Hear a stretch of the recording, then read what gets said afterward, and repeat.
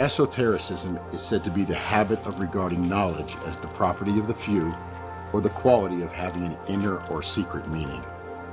Such a disposition is frequently associated with the ancients and their separation of wisdom into an exoteric or open teaching and an esoteric or secret doctrine. The Institute for Hermetic Studies is proud to introduce founder and director Mark Stavish.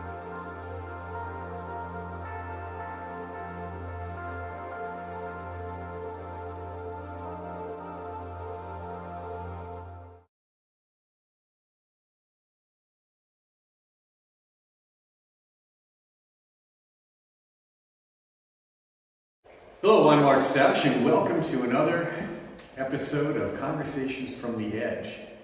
As you may have noticed, we are not on Zoom, and I'm thrilled. I'd like to thank our friends at Camp Rattler Video and Black Earth for helping out on today's production. It's just great to be out of my office basement and staring at a screen and to be here with our guest, Bill Hodson. Bill and I met several months ago at an event in Scranton at the Scranton Cultural Center, a beautiful facility if you've ever been there. I encourage you to visit it any chance you get. And we were talking, and he just explained to me some of his early life experiences, and I said, these are just fantastic. This would make a great Conversations from the Edge. So with that, my guest today is Bill. Thank you so very much for being here. Thank you, Mark. Bill, tell us a little bit about yourself. Well, I am a priest with the Ishan Church. And real quick, Isha is Hebrew for woman. Also, the derivation is Sanskrit, Ishvara, and it has to do with the divine feminine. So it all has to do with Jesus, Mary Magdalene, the sacred balance, and the divine feminine. My background is I've been a priest for almost 30 years, and my background is the Catholic Church. I was a Catholic priest for many years, and I have quite an exposure to everything that goes on inside the Vatican and inside the workings of Catholic hierarchy and Catholic practice. I work with a stigmatist for many years, and that is the beginning point of some of the powers that be inside the church. I know our audience is going to love this stuff because what brought you into the Catholic Church and what kind of brought you out of it? And if we may say that, and I'm just, okay, what brought you out of it? I noticed that you are wearing a Knights Templar ring for our audience, so that is a Masonic Templar ring. Mm-hmm. So you are the great heretic, as are we all.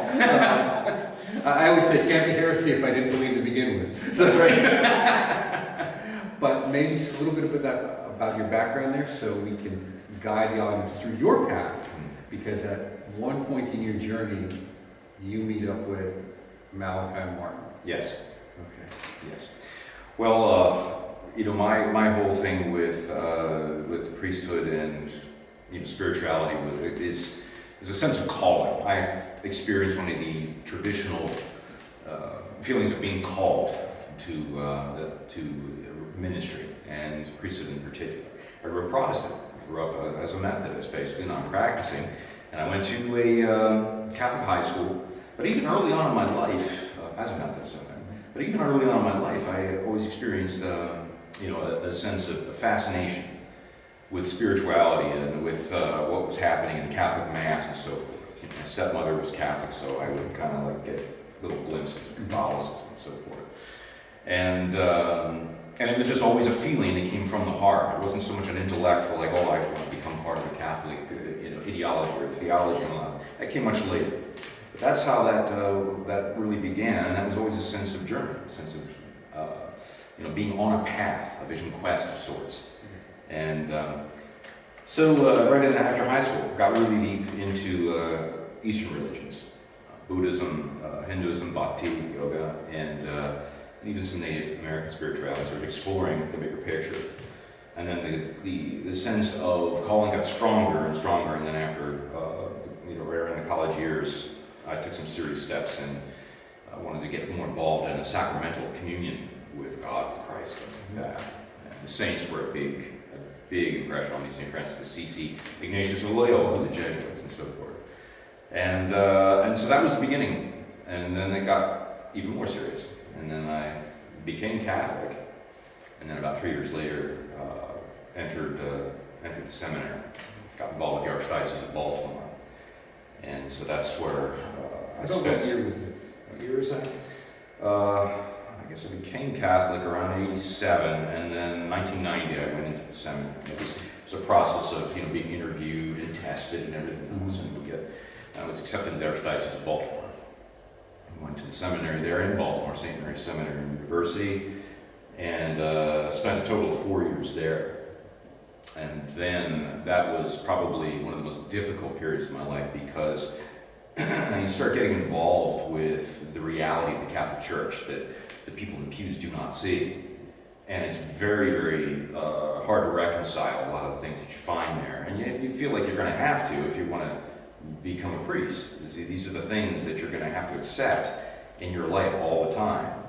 And it was, you have crazy people, you have, there's morality problems, there's heavy political problems, a lot of political tension inside this. And it doesn't have a whole lot to do with faith, things like that, believe it or not. And I was a fighter at the time, and I was, I didn't like getting pushed around, so I pretty much held my own and just wanted to go and do my own thing and just get through. And you have people that come after you; they're not happy to let you be that way.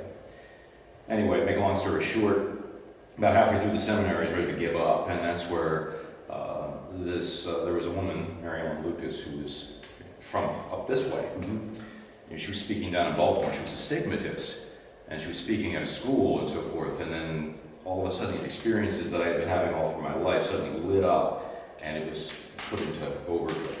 I became friendly with her and got to know her pretty well, and I got involved in a lot of what was going on in her life. It was like this just sort of took it to the very next level, if you want to imagine. And that just sort of created a situation in the seminary which was war. And I tried to keep that separate from the seminary life, and they knew something was going on with me, but this is the kind of thing that they push harder and harder, and then make it virtually impossible for you to get through it. For our listeners, can you just briefly tell them what a stigmatist is? It is the 5 wounds of Christ in a person's body, reproduced in varying degrees. Like with St. Francis of Assisi, he's a known stigmatist. It looked like nails, or the heads of nails, pushing up through his skin, and they were in a constant state of wound where they would heal. With other people, they seem to come and go. They could be open wounds that bleed, they could just be sore spots, they could be maybe just on the hands, they could be all 5. I think for some of our folks in this area in Pennsylvania, particularly the Italian community, Padre Pio might be the most famous of modern stigmatists. He died at 68, I think is when, but he was probably one of the more famous modern ones. So there is the Padre Pio Center, and I just say this to folks who like to do spiritual tourism. I believe in the Allentown area, and it's a national center. So if you're in the area, please take a look and put it on your map of places to visit. He was a big one in my life, and I used to study him a lot. And I really, it was like a good precursor to understanding what was going on with Mary Ellen, who had 5 wounds in the feet, the hands, the side, and the forehead. And that used to happen publicly during the talks. There was the odor of sanctity, the pervasive smell of roses, smell of olive oil, things like that throughout the entire church. And there were a lot of phenomena going on around her, which caused a lot of problems with the hierarchy. We were watching this from the side, and then as it got more and more intense, then they had to take steps to try to stop this. But they couldn't, because the people were on the side of this person. I'm in the middle of this because I'm supposed to be going to seminary. I'm battling with these guys. I'm trying to learn everything I can that's going on with Mary Ellen, and watching at close range all these things. And then, as I said, it's like a state of war that's happening.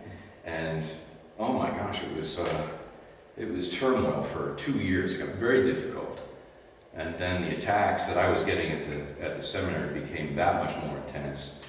And then I started to meet other priests at the time, Jesuits and others who were sort of connected with magazines and so forth, who were sort of like we would say at that time on the right side of things, And they had connections in Rome and so forth, and then I started to get involved there, and they sort of had my back in many ways. So after the seminary years ended, which didn't end very well, these guys had my back, and they were very much connected in Rome. Rome was very much interested in what's going on with this person, Mary Ellen Lucas. They watched pretty much everybody in the world that anything like this is reported to be happening. And they got especially interested with her and what was happening there, what she was talking about, what was happening with her and why. And so I was somebody who was right there, so I could help to bring a lot of that to them. And then from that point, that's how I was connected to Malachi Martin. Just to kind of digress and go off to an aside for a moment, I believe you mentioned that in your seminary days, Yeah. you had a copy of Albert Pike's Morals and Dogma. Oh, yeah. Yeah, and that caused a bit of consternation for some of you. Yeah, I used to have Morals and Dogma and a couple books on Masonry because my grandfather was a Royal Arch and so forth, and I used to be fascinated with Masons, and it's like knights and chivalry and Knights Templar. Everything was like always around in my life, and it's like I used to like push him for all kinds of information and so forth, and so it was like that was riding parallel with my interest in Catholicism and so forth, and they were not Catholic, so they were kind of like, you don't know what you're doing with these people. They were worried about me, like don't, and I got more and more involved with the church. Now it's the Vatican, and now it's, and they're like, well, we just hope you know what you're doing, kind of thing, and we support you, but anyway, yeah, Albert Pike, that book was on my shelf, and a couple friends come in and they're like, what are you doing with this? This is like the ultimate heresy. This is like, these are Freemasons, And they're like, are you interested in this? And I said, I've got all kinds of books here in my library. Which is interesting because for those who have, I believe it's on Amazon, might be Netflix, but there's a documentary on the Diocese of Baltimore. And the Diocese of Baltimore is in itself notorious for its cover-up of quite a few crimes by its clergy. Oh, yeah. Including, I believe, the murder of a nun. Yeah. And, not to digress too much, but... Well, that's another avenue we could go down and spend days on that one. Yeah. You met him and influence on your life. I was about 32 at the time. I'm 56 now. So, yeah, 32. That was in 1998. I was out of the seminary in 94, and then I was doing some graduate studies. And again, by this time, I had an apartment at the Lucas's house. This is where the people that were helping me, since you stay right where you are, and now Bishop Timlin, I had to notify him. He was the bishop at the diocese at the time. And I've met him on several occasions. Right. I had a good rapport with him, and I told him, this is what I'm doing. I'm in your diocese. I'm not a public figure. This is the work that I'm doing. I have to keep tabs on this entire thing. And as long as I shared some of it with him, he was content, and so we had a good arrangement. So then, as I'm working with Marianne, I'm collecting notes and everything else. There were a lot of things that happened with her. For example, the stigmata was there. There was also locutions, which is locutions are. There's different kinds in Catholicism and mystical theology and so forth, where a person, a mystic, would be hearing God speak to them, like Joan of Arc. Mm-hmm. Okay, that's a locution, an auditory locution. Sometimes locutions come through the heart, and it's not really in language, but it's just a sense of knowingness. But in her case, in Mariana's case, they were locutions. She would write them down. This is something that, it's like Jesus would talk about with her. Or a saint. In one case, it was Padre Pio. Mm-hmm. And so I have all these things written down, the entire dialogue. And so these things I was recording, and then there were visions. There were things that were happening to her which were just bizarre, and all she could do is describe them in terms of pictures. Now, one of them in particular was horrific, and I could try to summarize it this way. It was, she was kind of like paralyzed, and she was like in it was like a sacrificial type of situation, and there were others around. It was dark, there were torches, and then there were these people in like tribal dress, and it was a sacrifice. She said you could see there was a mirror, and then there opposite her there was a goat, and it was like there was something that was slaughtered, and there was something that they intended to do to her, which had people, they were impersonating those who supposedly worked for Jesus, or were on the side of Jesus, right? But it was a perverse kind of inversion of mass or the sacrifice and so forth. And so all I did was just wrote down everything she told me. And then I just filed it away, and she just said it was a recurring thing. And there were these African drums and so forth around this. And it was very difficult to get her to talk about it because she said she was in the first person, it was like going through it herself. And the intention was they were gonna do harm, to put it bluntly. And then I came across Malachi Martin's book that was sent to me by the people that I work with, and they said, "You need to take a look at this." Which book was this? This was Windswept House. And Windswept House was, well, we'll get to that later, but in Windswept House, there is a vision of something that happened there, which was called the enthronement of Lucifer. And it was something that was taking place simultaneously in two places. One in a basement, I think in South Carolina. The other side of it was taking place inside of St. Peter's Basilica, but in some location, I think underneath of It was subterranean, if I remember correctly. Yes. And according to Malachi Martin, later on he would tell me that they were in touch with each other at the same moment by telephone, so they could go back and forth. But it was the way that the book describes it was almost identical to what Marilyn had having record. And because the details were so similar, it's just the imagery of some of the people in hers, because of the way they were dressed and the bizarreness of the event, but it paralleled this almost to a T. It was odd, and I talked to her about it, and I showed her, I told her who Malachi Martin was, and I said this is in his book, and so then it became like, well, I have to go see him, I have to talk to him about this. Because everything that happened with her that I was recording was a prophetic situation of something that was coming or something that happened, but it was integral to what was going wrong in this world. So, push came to shove, and time went, and I got a phone number, and he answered the telephone. It was like one of those guys. And he was in New York. He was in New York. He lived in a very wealthy apartment up near Central Park. And he said, is this Father William Hodson? I said, yes, it is. He said, it's Father Malachi Martin. It's just like that. And he just started talking. He said, what can I do for you? And he said, you want to... And I said, I got a situation. I want to talk to you about it. And then we talked for a few minutes, and he just said, come see me. And so I went to New York and found his apartment, and there's a doorman and everything else. And it was a Greek matriarch who collected artwork and so forth. And that's where he lived. He had an apartment there, and she was away traveling most of the year, but he lived there in this place. He had a small, tiny room, and he had the Blessed Sacrament there. He had a votive candle, which is the presence of Christ, and the host, in a tabernacle, and then he had his typewriter, and he had a library there. And I went and talked to him, shared with him the story. I showed him pictures of the Passion and so forth, which is what Marilyn would go through, which was the actual from 9 a.m. up to 3 p.m. of the day on.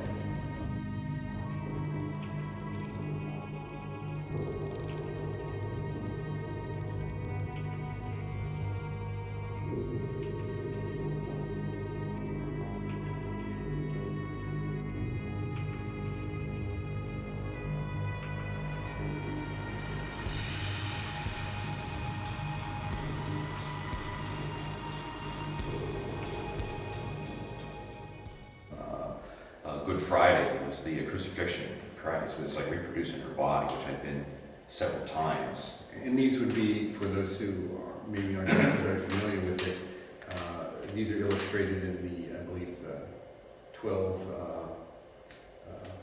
iconic images that are inside each church. Mm-hmm. And that this is the Passion of Christ. And when you walk into a Catholic church, a particular Catholic church, I think the Orthodox may have them as well, I'm not certain. You see these along the wall, so if you're the Stations of the Cross. Stations of the Cross, that's where the phrase the Stations of the Cross. Okay.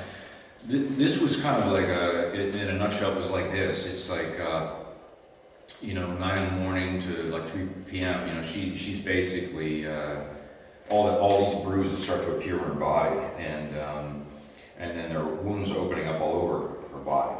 And it was like she started speaking in Aramaic, and then it was like the room would just fill like with a scent of olives. You could feel it. The temperature in the room would change, would become more dry, kind of like the actual conditions over in that part of Jerusalem. And it smells like, I've been to Jerusalem many times, it smelled just like that in the room. And then you could watch beatings going on. It's almost like the reverse of a possession, if you've ever seen one of those. And a body being lifted and beaten and thrown around and so forth. And then you're watching this go on. And then it stops for a little while and it picks up again. And it's violent. And it's difficult. All you can do is stand right there and watch.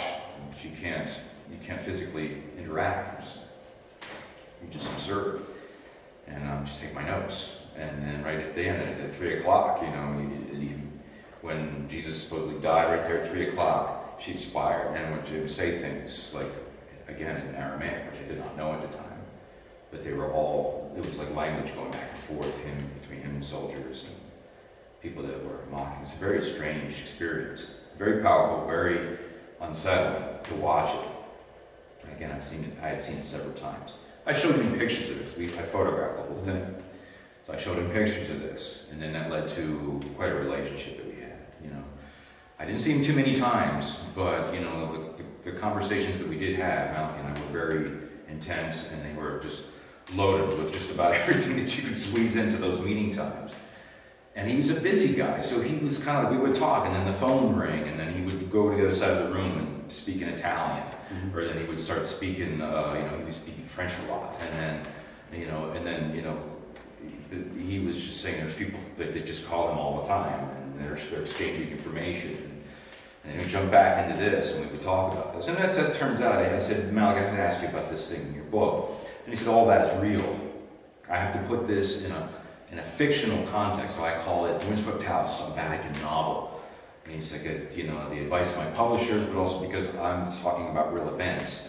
He's like, but I'm not in a situation because a lot of these people are living and they are in power. I change their names, I generalize things. He's like, but this is all real. He said, so I have one kind of writing style, I call it faction. Faction.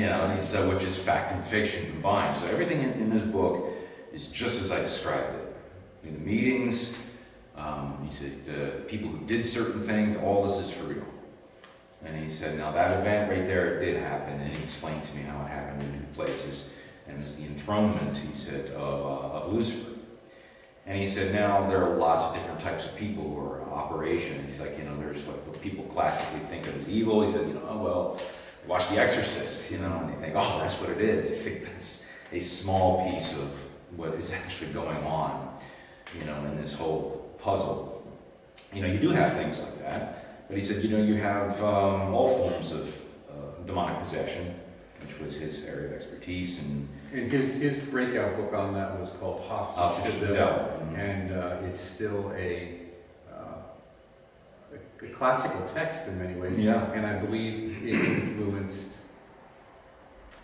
the name escapes me at the moment, the psychiatrist who wrote the book People of the Lie, and the William Peck, and The Road Less Traveled, that he had some encounters with Malachi Martin. Mm-hmm. He converted to Catholicism as a result, Mm-hmm. and he wrote his own books about his experiences. Yeah. I'm just sharing that so the audience can have some resources. But maybe you could go further on that notion that often we think of, and I had a conversation at length last night with a fellow who was in the U.S. military police back in the 90s, and he was a little insistent on a few things. I said, well, we have to relax a little bit here, but good doesn't always come wearing a halo, and evil doesn't always come wearing horns, if you want to put it in simplistic terms, that there's a variety of grayscale that we enter into in life, Mm-hmm. and that if you can identify it so easily, it may not be what you think it is. Yeah. It's like, it's sort of funny. I was watching a war movie last night, and I was thinking, and it was like, okay, the American soldiers, they think they're the good guys, and they're battling the Germans. The Germans are the bad guys. The Germans are thinking we're the good guys, and those are the bad guys. It's like, so it's relative. Good and evil are relative depending on your point of view. Now that's true, and you have creative forces, you have destructive forces, and we could call them angels, we could call them demons, and so forth. And Malachi kind of understood that, but he always would say there's a third element going on here, which is really outside of that, the creative and destructive forces, or, like if you say that, angels have two faces, you would see, the beautiful side, and then they have an ugly side, and that's one of the things that's often brought up, that the angels in the New Testament are often, they're very forceful and terrifying beings. Mm-hmm. Yeah, and supposedly, for example, even in scriptures, the angels that visited the shepherds out in the field, they were called destroyers. They were destroying angels, which means they were terribly frightening, and they don't look like the kind of the gentle angels with wings, that saying, there's good news, things like that. And they came in, and they looked like they're ready to wreck everything, because that's what they were known to do at that time, and they were frightening. They had a side, you would look at them and think this is a demonic agency, but that's not, they have a job to do. That's their job. But again, Malachi would look at that and say, yeah, I'm not talking about that. I'm talking, God has all kinds of things that are, beautiful and terrifying. Creation is a vast aquarium, really, of everything, but this is something different. And he would say that was The Exorcist, like the movie and things like that. That's like a kind of like a low rate sort of demonic intrusion, or an invasion. And that would be almost like a childish, demon, you would say, or an evil entity, or maybe gets a hold, or a parasite that gets a hold of somebody and it's acting out and carrying on like that. And yeah, stuff goes flying, and you've got the throwing up, and you've got Malachi talked to me at length about that in the time that I knew him. I got an education on that from him. But he said the worst kind was not that. That's this distraction stuff. The real stuff is the stuff that looks perfectly normal and highly competent, highly professional. He's like, you're talking about some of the cardinals and the bishops that he knew that were, he said, perfectly possessed. So he said there's levels of possession. And the stuff in The Exorcist is low rate stuff. But perfect possession is where the parasite so takes over the person that they look normal and function, and they're maybe even very well liked and loved by everybody. And he's like, and they are as evil as they come. But it's almost impossible to detect them unless you know what to look for, unless you run afoul of them and you come into experience with them. Then you know. Colin Wilson wrote a book in the 60s called The Mind Parasites. Mm-hmm. And it's a very short book. It was his novel. And it came out of his encounter with the manager of the estate for H.P. Lovecraft, because Lovecraft books were, keeping them imprinted. He had commented that, he didn't think Lovecraft was that good of a novelist, and the response was, well, why don't you write one of your own? And Colin Wilson, being the gentleman scholar that he was, said, well, you're right. Maybe I'll write my, let's find out how difficult. And he was quite honest about his attempts. But in that book, The Mind Parasites, he states, you don't have to get everyone. You just have to get the right ones. Yeah. And I think we often miss that today. There's different levels of things. And, it's like trying to get something good done. I can go out and I can try and raise $1 million from 1 million people or 1,000 people, or I can try and get a handful of people to get that $1 million moving in that direction of the project we want to undertake. So it's really a matter of both for good or ill or somewhere in between. You don't need everyone, you just need the right levers for control. You could further elaborate on that. Are you talking about with the church, with Malachi Martin's view of it? Yeah, he would talk about people in very high places he would just say they're perfectly possessed. And he described them in such a way where I recognized immediately what he was talking about, because my own battles with seminary figures who were all very brilliant, but some of them, either they had a lot of stuff going on with them mentally, or it was like there was a dark side to them, which was, again, you would encounter it every once in a while, and it was enough that part of you takes notes and pay attention to that. You're going to see it again. It's like that sort of a feeling. And then the higher up you go, you start realizing that they have extraordinary connections with one another, and a lot of money going different places, and there's all sorts of really ugly stuff that's going on in the heart of Rome, for example, and stuff that you couldn't even possibly imagine. And yet it's real. I think in light, though, and highly protected. I think in light of the recent revelations, particularly by the State Attorney General of Pennsylvania regarding the Catholic Church in its decades-long cover-up of child molestation, I don't think people would be very much surprised anymore. And I just want to point out, in that report, one of the things that was mentioned, but I don't want to say buried, but kind of ignored by the general press and even people who I knew who were esotericists, and I pointed this out to them, was not just the trafficking of the children and how it took advantage of people's goodwill, whether it be law enforcement or family members, and getting things, oh no, Father so-and-so wouldn't do that. But they had photographic evidence, particularly in Pittsburgh, we would go out there, of some of that abuse being done ritualistically. And there was photographic evidence, and that just that never made it on the radar screen of the media. They focused more on how could I put this, the abuse that they felt was digestible and understandable. Yeah, there's only so much you can handle before you're just like, okay, it's like trips a fuse, and then the whole thing shuts down. No one wants to talk about that anymore, because it's either too scary, or it's like, it's too crazy sounding, or it's conspiracy theory stuff, and it just, and there's people that are waiting for you to kind of start talking about that, so they can immediately label you and put you in that category, and that invalidates you and silences you, because now you're not.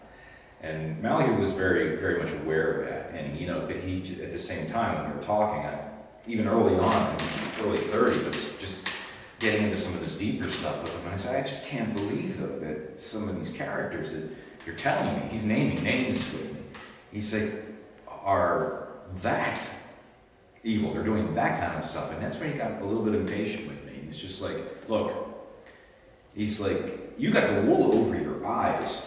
He's like, this is just how it is. Okay, this has been going on since ancient times, okay? The last 2,000 years is kind of like the last bit of, it's like a sliver at the time. This has been going on forever. You need to get that through your head. This is a reality. And the stuff that, the ritualistic side of things, that's going on, he's like, this is a reality. And in order for you to go on with me, or for you to go on as a good priest and to have knowledge of really what's going on in terms of Christianity and the purpose of somebody like Jesus Christ, you're going to have to know this stuff. And he was like, this is not games, not fun and games. So if you want to walk any further with this, be prepared. If you don't, then just quit. But the fact is, he said, you're involved with this person, Mariana. He's looking at this stuff, and he understood, he recognized all the hallmark signatures that he needed to see immediately, and he was 100% in that camp. He said, this is a reality, and as far as he was concerned.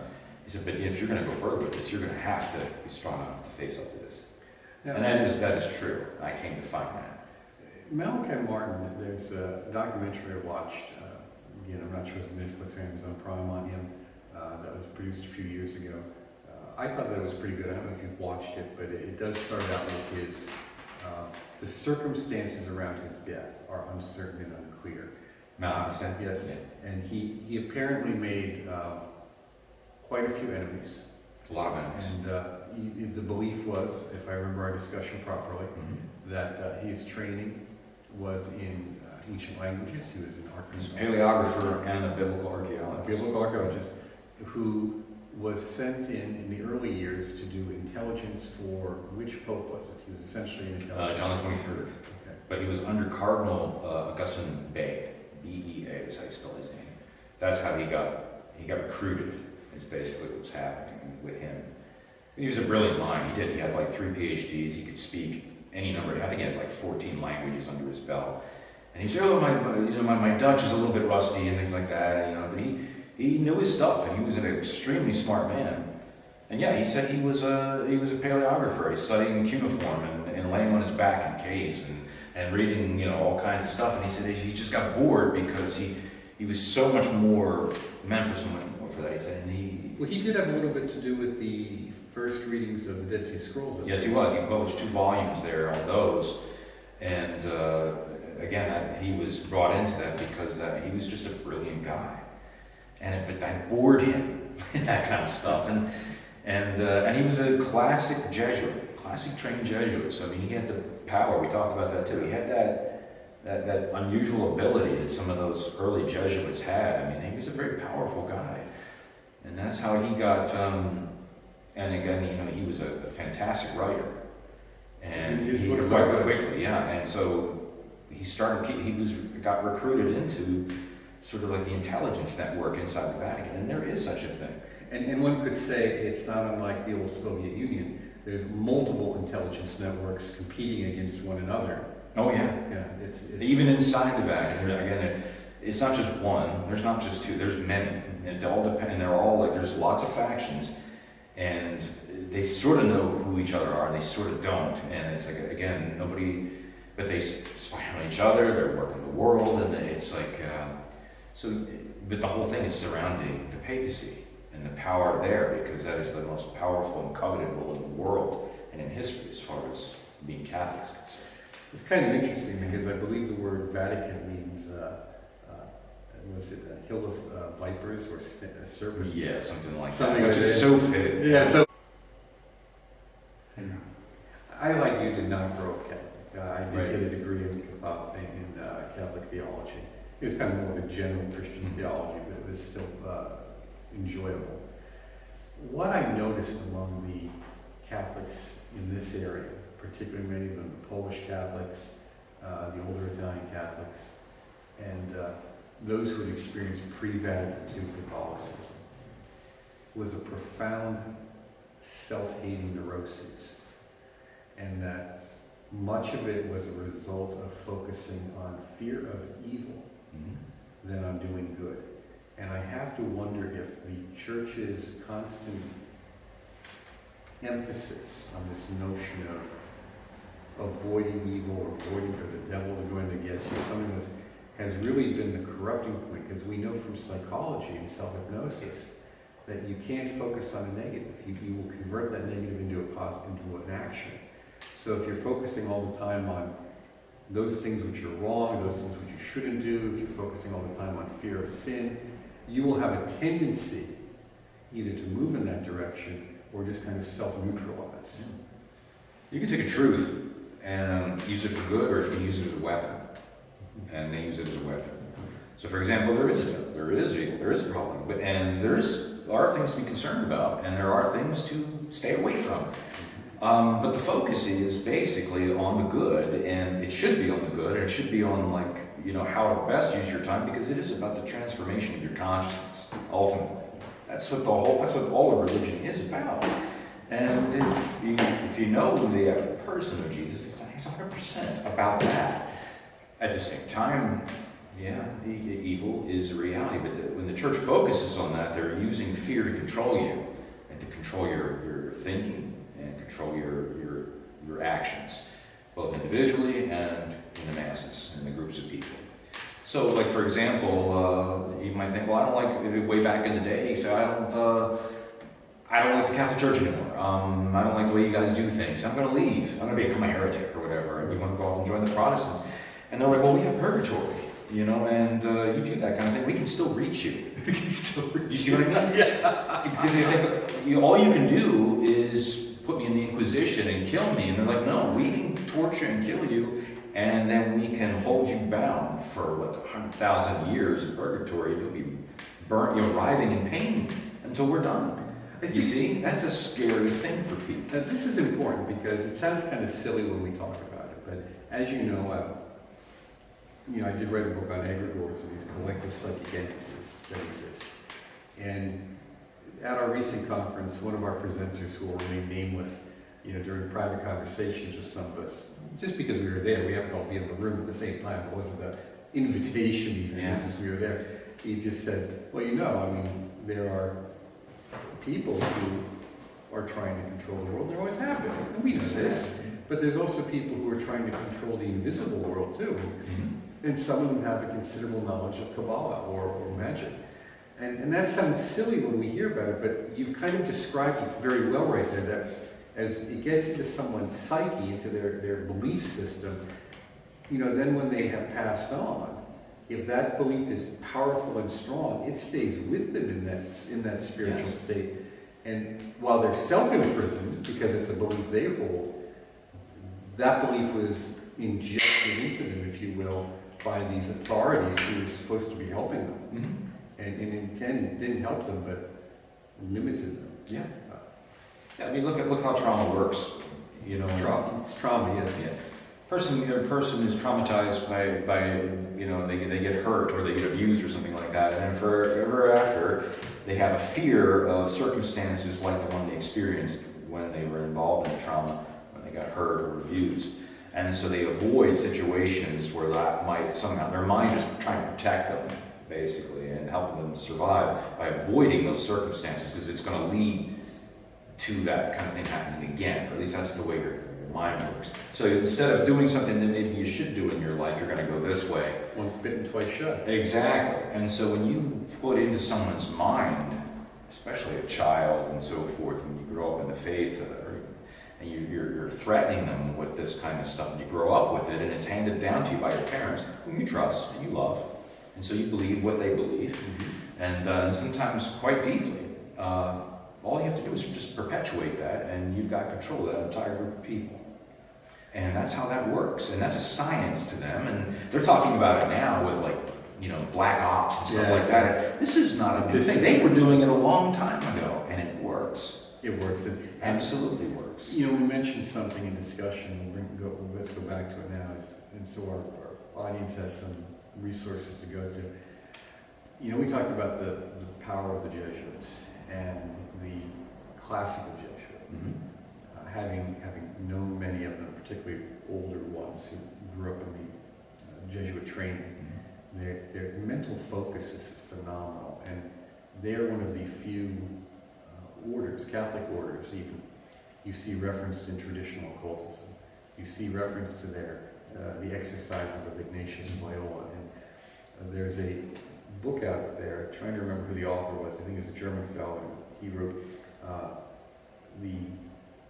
it's the secret power of the Jesuits, I believe, but it has to do with their mental training. Their mental training is one of the few kinds of meditative and visualization practices that most closely approximate what we would call a magical ritual, or for those more familiar with it, Indian or Tibetan Buddhism, Vajrayana, a tantric practice. It really is a tantric, in that the scope of the power of visualization and mental training is so precise that you would know when a Jesuit enters the room, because you just have a sense about it. I always knew, for example, if you put like 10 different priests in the room, and they were comprised of, a diocesan priest and a religious order priest, and you throw a Jesuit in there and everything else, I could pick them all out, because each one of them has, like you mentioned, egregore. A personality type. Yeah, they have a spirit to them, and you could see, like for example, diocesan priests were often very soft, and that's how I would categorize them, very soft, and they just weren't interested in mysticism and things like that, and so they were very worldly and very much a certain way. And in other religious orders, depending upon the charism or the spirit of their founder, they would kind of have a look like that. It was a feel. And then when it came to the Jesuits, they were sharp, and they were scary smart, and highly trained, highly disciplined. That was a traditional Jesuit. Now, the modern Jesuits were also very brilliant and very sharp and crafty, but a lot of them despised the exercises, the exercises of Ignatius, and they would just say that's just the garbage. They would call it that. They had an animosity to it, but they still had something about them.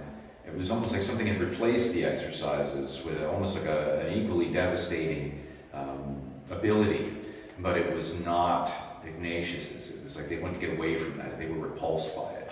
But they still had a talent. They still had a quality about them, which was, kind of... What was their reasoning for rejecting the exercise? Because it was so heavily well, you talk about visualizing these exercises, okay? It's kind of like they would go into a state of meditation. You would visualize, let's say, the scene of the crucifixion. You would see the people. You would feel the temperature in the air. You would feel like how your own body feels in the moment. You would see the streets. You would feel the dust on your feet, and you would see the person of Christ. And the whole idea is to go into a very intimate and personal. It's almost like going back in time and putting yourself physically there. And they're going a step beyond imagination, although you have to use your imagination to do this. To actually put yourself in there, and it's like you're sort of breaking down the time barrier. And if Jesus is who he was, it's kind of like he would make it happen to some degree. You would be there. And everything that was going on in there would just flood your person. And so, not all Jesuits could do this, obviously, but Ignatius left you enough that if you really practice this, some very intense effects are going to happen. Now, the people that didn't like this or they want to get away from it, they don't want to be around that kind of thing. They want to use, this is a power, but we want to use it to go back and see that stuff. We want to use it because we want to do this with it. And it's a lot more pleasurable to use these talents for a purpose. Can we suggest that some of this turn occurred post-Vatican II, in particular when the Jesuits are increasingly involved in liberation theology and secular politics? Yeah. There a lot of stuff was happening, and that's what happened with this whole thing I was telling you about with what was happening in the basement in South Carolina and over in Rome. It's like that initiated something which was like it was like an earthquake inside what was left of the Catholic Church at that time, to destabilize and wreck whatever was still in place that would be like a barrier or an obstacle to things that were desired for the future, to get rid of this kind of thing. And so, yeah, Vatican II and that whole period of time, it was like an apocalypse in itself. You had everything that was good and everything that was bad. Everything was on the table at the same time.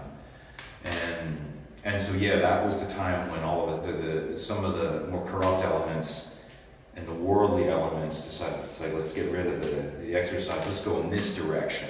And liberation theology and all that kind of stuff started to really become very powerful, and the Jesuits got in with blind sync. Well, we see that in traditional esotericism, which not traditional esotericism, but in modern esotericism, modern contemporary spirituality, which of course many of our viewers are interested in or participate in. We see that in particular even among the new and emerging religious movements, widespread throughout Tibetan Buddhism in the West, as well as various schools of yoga, is this note, and neo-paganism as a whole, is this notion that instead of focusing on practice, we're going to focus on various forms of what they consider political correctness, social justice politics, social reform.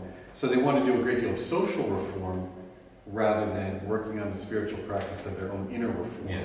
So this is nothing new, but what you're talking about is this coming out at that time, or really kind of punching through, in particular what you're experiencing in the Catholic Church. Yeah, and when I was in the seminary, it was all that stuff that you just described.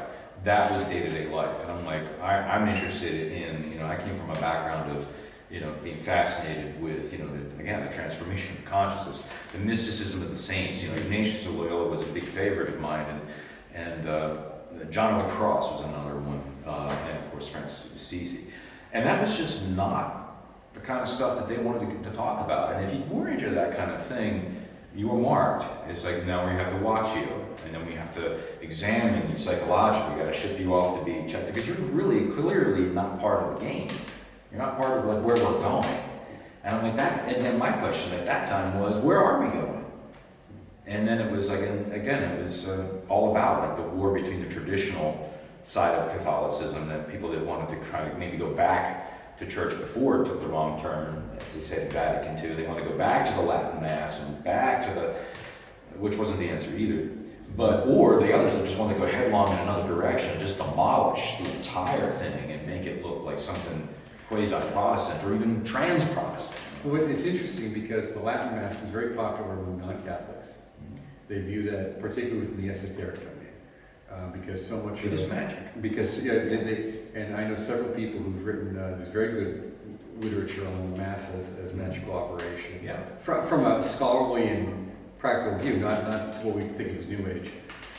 We see that as integral to a lot of the medieval magical practices. Yeah. And this is interesting too, because as I mentioned to you, I interviewed Peter Mark Adams, who is the author of the book The Game of Saturn, and I think he came out 4 or 5 years ago. And in that book, he looks at the Solibus Tarot, and the minor cards of that tarot deck were the basis, or we should say the influence, for the minor tarot cards of the Rider-Waite deck by Pamela Coleman Smith, who was the spectacular artist of that deck. But what Adams, in our interview and in others, what he mentions in that book is that in Italy during the Renaissance, of course, there was an occult underworld in which fundamentally low-level clerics, but they were clerics, they were within the church, were hired to do operational magic on behalf of their benefactors, and that many of them were completely untouchable. That even when the Inquisition would come in and they'd be defrocked, he was like, yeah, didn't matter. A month later, they're back in operation. And these folks were hired by the ruling families, and in some cases entire towns.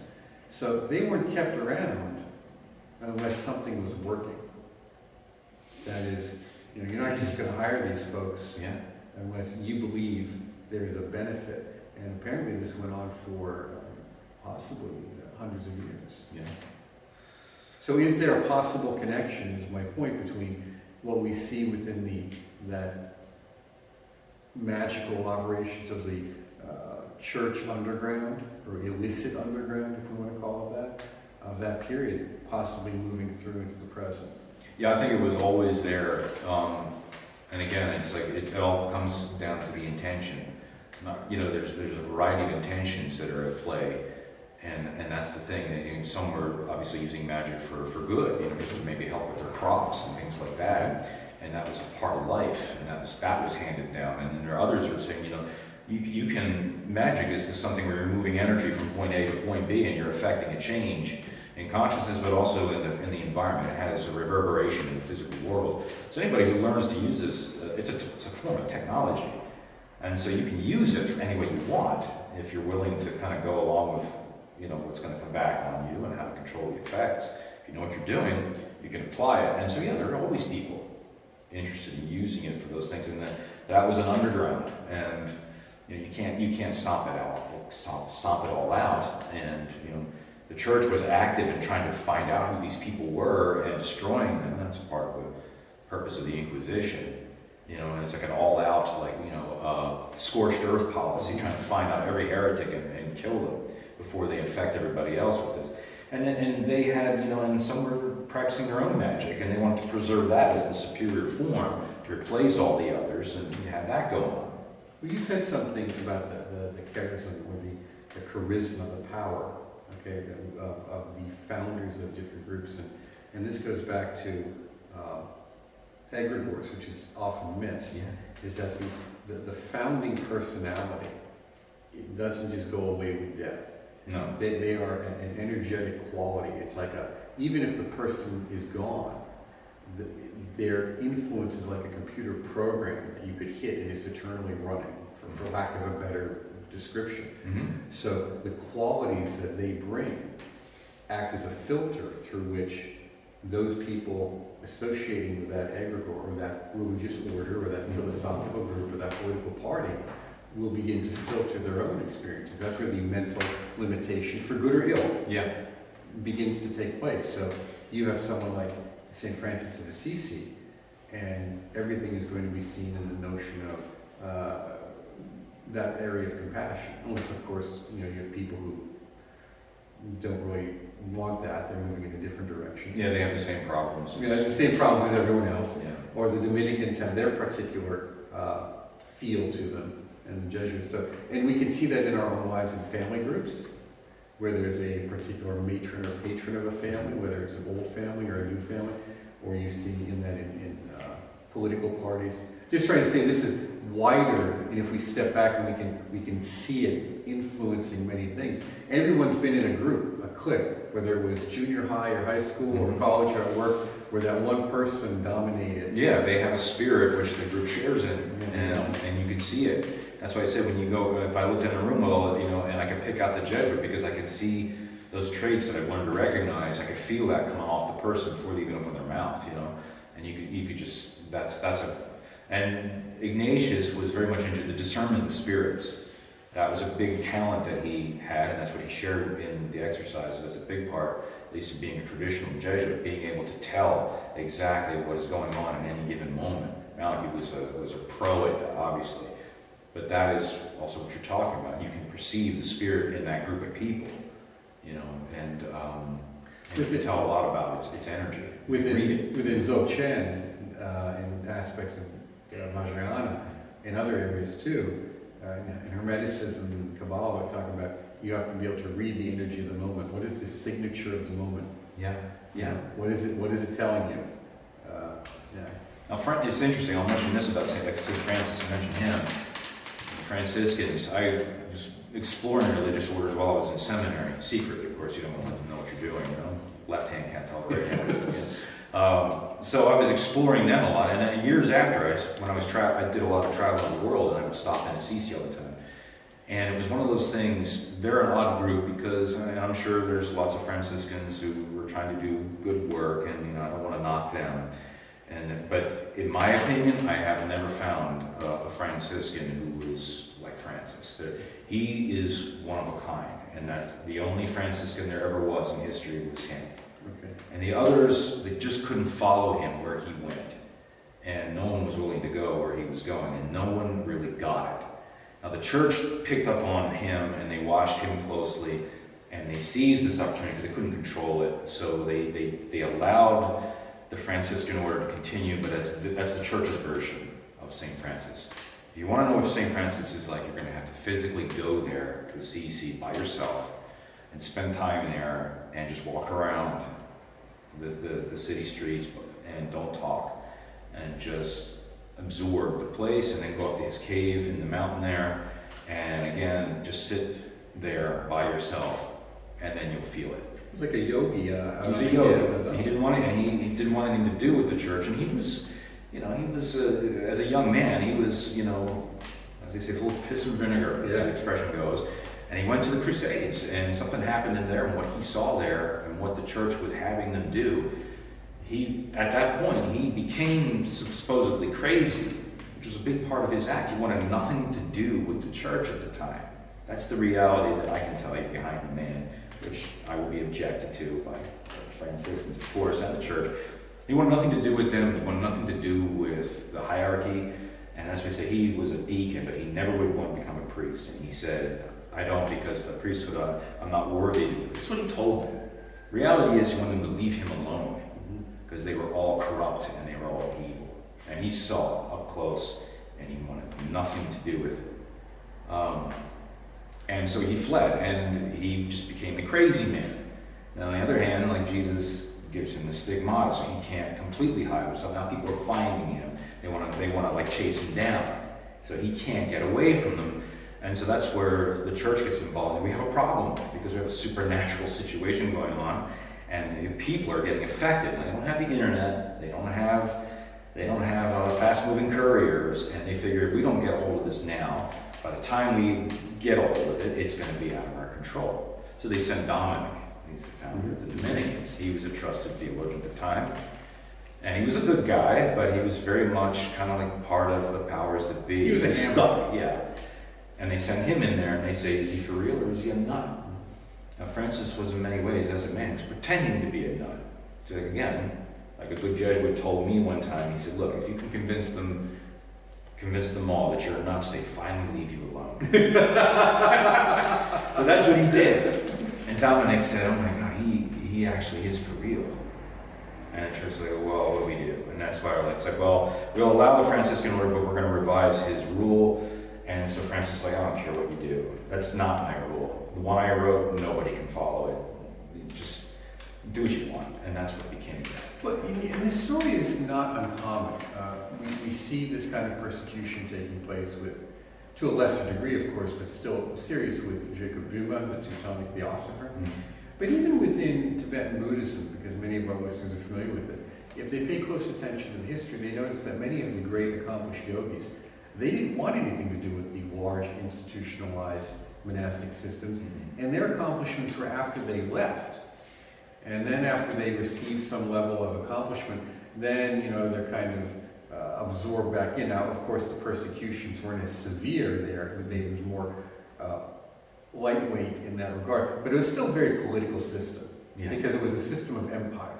Yeah. And Tibet was, and that's why I say it's interesting when we see so many non-practicing Catholics and non-practicing Jews reject that, but then move into Tibetan Buddhism, which is in many ways is a mirror image of the very thing they're leaving. Yeah. It has the structure, it has the empire, it has the hierarchy. What it does have, though, that many of those systems don't have, is some level of practice that they can do. And ironically, that level or style of practice is almost identical to what the Jesuits were teaching. Yeah. Now, the philosophies may be different, but the practices are similar, which leads me to think, or ask the question too, when they had these encounters, I have to believe that their theosophical view had to change. And yet, getting back to Malachi Martin, as brilliant as he was, he always perceived things from the framework of Jesuit Catholicism. Is that correct? Yeah, he was the loyal papal soldier till the end, because that's a big part of being a Jesuit. Being a Jesuit is you originally were founded to be the Pope's soldiers. That was like their special forces, to put it that way. And that's exactly what they were. And if you were a good Jesuit, you were known. It's like you shouldn't have to ask the question. You're right where his loyalties led, and you knew exactly what his mind was going to be about, and everything that he did, everything was going to be for the glory of Christ. And that was their motto. The glory. I forget. Anyway, it's like their motto was all about everything is for the glory of Christ. So everything that you do was to be dovetailed into the service of the mission of Christ through the Catholic Church, through the Pope. The Pope was like the vicar of Christ. He was Christ on earth. So they would do blind obedience, and that's how they would look at it. And it was like no matter what, it was going to be loyal to that objective. And so he still retained that, even though the entire thing was coming apart. He was going to be like the last loyal soldier, if that's what was necessary. And at the same time, because he believed, somebody was tending the light at the end of the tunnel, and that it was all going somewhere. And so, you have to have that kind of faith, regardless of what you're going to see, whatever you're going to come in contact with. And that put him in contact with all kinds of people all over the map and everywhere, especially outside of the church. Protestants, Jews, everybody. He worked with everybody. He knew how to get along with everybody, but he was still on that mission, to try to help, the Catholic Church survive and complete what he felt was its mission. But I think what he didn't realize is that, first of all, the degree to which the corruption had reached, the degree to which evil that we're talking about, that third kind of condition, had penetrated and was going to take over this. And I think that really broke him in the end. And we could get back. Okay. So anyway, before I forget, big thing with Malachi was, of course, it was war after, his involvement with the Vatican and Vatican II when that happened. And his big thing was, the biggest damage that was done was where the language was changed in the Mass to go from, to Latin to the vernacular English or French, whatever it was going to be, because you lost the transcendental element. And he said, for example, the whole theology about the substantial change of the substance of bread and wine to body and blood. To him, that was the premier, and I would call it magical act, but he just used different language for it. That was really, really important. And he said that was a chief victory, because when you remove that, now all of a sudden, the same message and the power, that vibration is not going through the world any longer. It's like that is like what used to nourish the hearts and minds and souls of Christendom. And when you take that out, it's like that signal is not being, it's not being transmitted anymore. And so now it's like you're just opening the doors. It's like you're breaking down the immune system of the body, and you're like whatever it wants to come in and just destroy it quickly. And that would be like, to him, the great flood. He was involved in, as I said, with Cardinal Bay. He was involved in that intelligence network, and he got pretty high up, and he got involved with the secret of Fatima, which was really important. And the church told you what the first and the second secrets were. Everybody wanted to know what the third one was. The first one had to do with like this vision of hell. The second one had to do with a warning about World War II, which did happen. And then the third one, they just said it involved the persecution of Christians.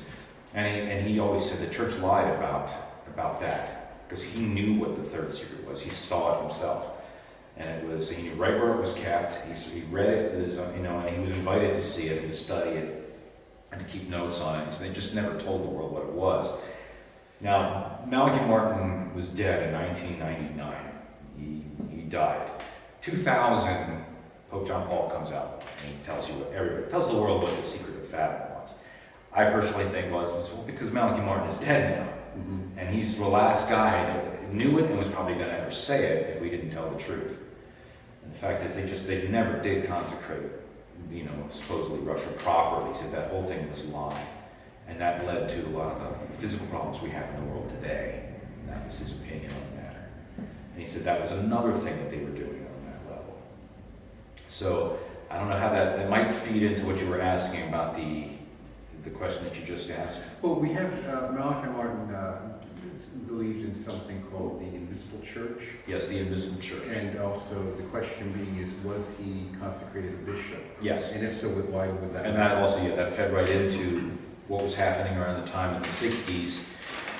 And before that, there was always the fear. He said the thinking in the Vatican at the time was that it is a very real possibility that the Vatican could be overrun by communists, and that they would make they could just maybe invade or do something suddenly, take it over and destroy it. And if that happens, then the cardinals who are living there obviously would be they're the only ones that can make the Pope. So the whole idea is to cut the head off of the serpent, in this sense, so to speak, and you kill the whole animal. If they could get a hold of the papacy and stop it, then you can thwart the power that keeps Christ's message going, basically, in the world till the end of time. And so that was a target. So that if the communists do get a hold of that and they destroy that, and then you kill the cardinals, or at least imprison them or do whatever, then you can control the papacy, or you can stop it. And that'll just be the end of Christianity. And just for our listeners, in light of what had happened in Tibet when the Chinese communists invaded, mm-hmm. and in light of the fact that a third of the world was under serious oppression, mm-hmm. and the terrorism that was going on, particularly in Italy in the 70s, areas of Greece as well, I believe, in the 50s and 60s, mm-hmm. This threat, or this notion, the Soviet Union was at its height. No one had perceived, maybe one CIA analyst said in 65 that the Soviet Union would be gone in 25 years, mm-hmm. or 20 years. He was off by 5. And no one believed him. It was an impossible belief in 65, 70 to think that was a possibility. Yeah. So the reality, in that sense, the fear was well-founded. It was, yeah. And that's what they were worried about. That was a fear, a very real one. And so they take measures to protect that. And one of the things that they did was they took Malachi, who was involved in with a lot of these people at close range. They made him and somebody else. There might have been 2 others, but I know one. There's a photograph floating around of it, by the way, I believe. Yeah, that is, and I'm not sure about the photo. I did see something about the photograph. They might even think that was another person, because it could have been him. He wouldn't have denied it, I think, at that point. He didn't volunteer information, but the reality is that he told me, and the people who surrounded him, that I got to know better even after Malachi died, because his friends became my friends. Yeah. And then they told me even more about it. Anyway, they made him a bishop, but they also made him a cardinal. He was, in fact, a cardinal. And he and another, they made cardinals secretly. And they would do this in wartime if there was fear of anything happening ultimately. Let's say you just blew up you had an atomic bomb now. So by this time, you could just set one of those off in the Vatican and just kill them all. And then there would be no possibility of having cardinals to elect the Pope. What do? So they create bishops in secret, in pectore, which means, it's Latin for in the heart, which means only the Pope knows who it is. Only the Pope knows who this man is. So he's a bishop, he can create more priests. He's a cardinal, he can elect a Pope. So him and others, and they were not in Rome, they were in different places in the world, they had the ability to create another Pope, if anything happened. So most people think, oh, he was a bishop, and they know that part. Like, wow, we know all these secrets about him. That's not as far as it goes. He was a cardinal. And that I learned after he was dead. And because that was one thing he didn't tell almost anybody. So his best friend is the one who shared that with me. And I got to see his robe, so I know that in fact it was him.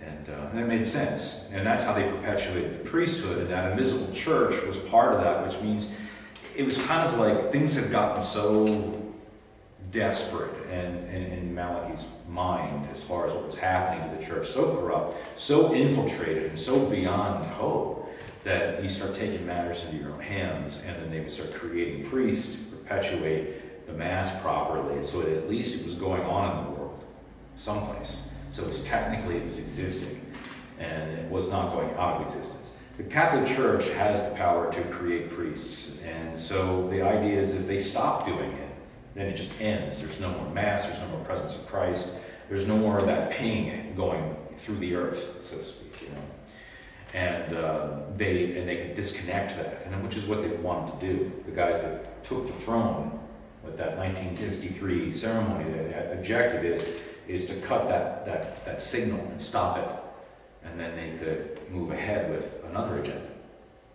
Malachi Martin, on the other hand, and those guys are perpetuating this, and that's why they are very serious enemies of these. That's why they're this is all going on inside the.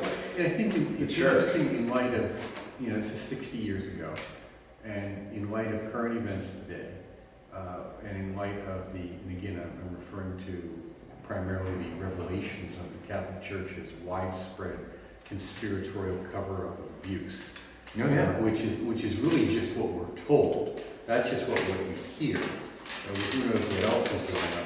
Yeah. But then you can look at the notion of current events with the war in the Ukraine. We have seen over the last few years several things within, I will say, esoteric circles. We've seen a revival of an interest in traditional medieval magic over the last maybe 10 or 15 years.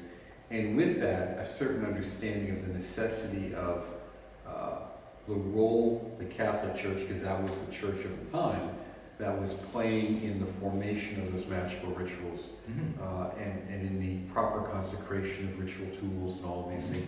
Even if this was seen as somewhat heretical by the church itself, that we can't escape that connection. And as we said earlier, low-level clerics were involved in those operations themselves, and then the translation of text.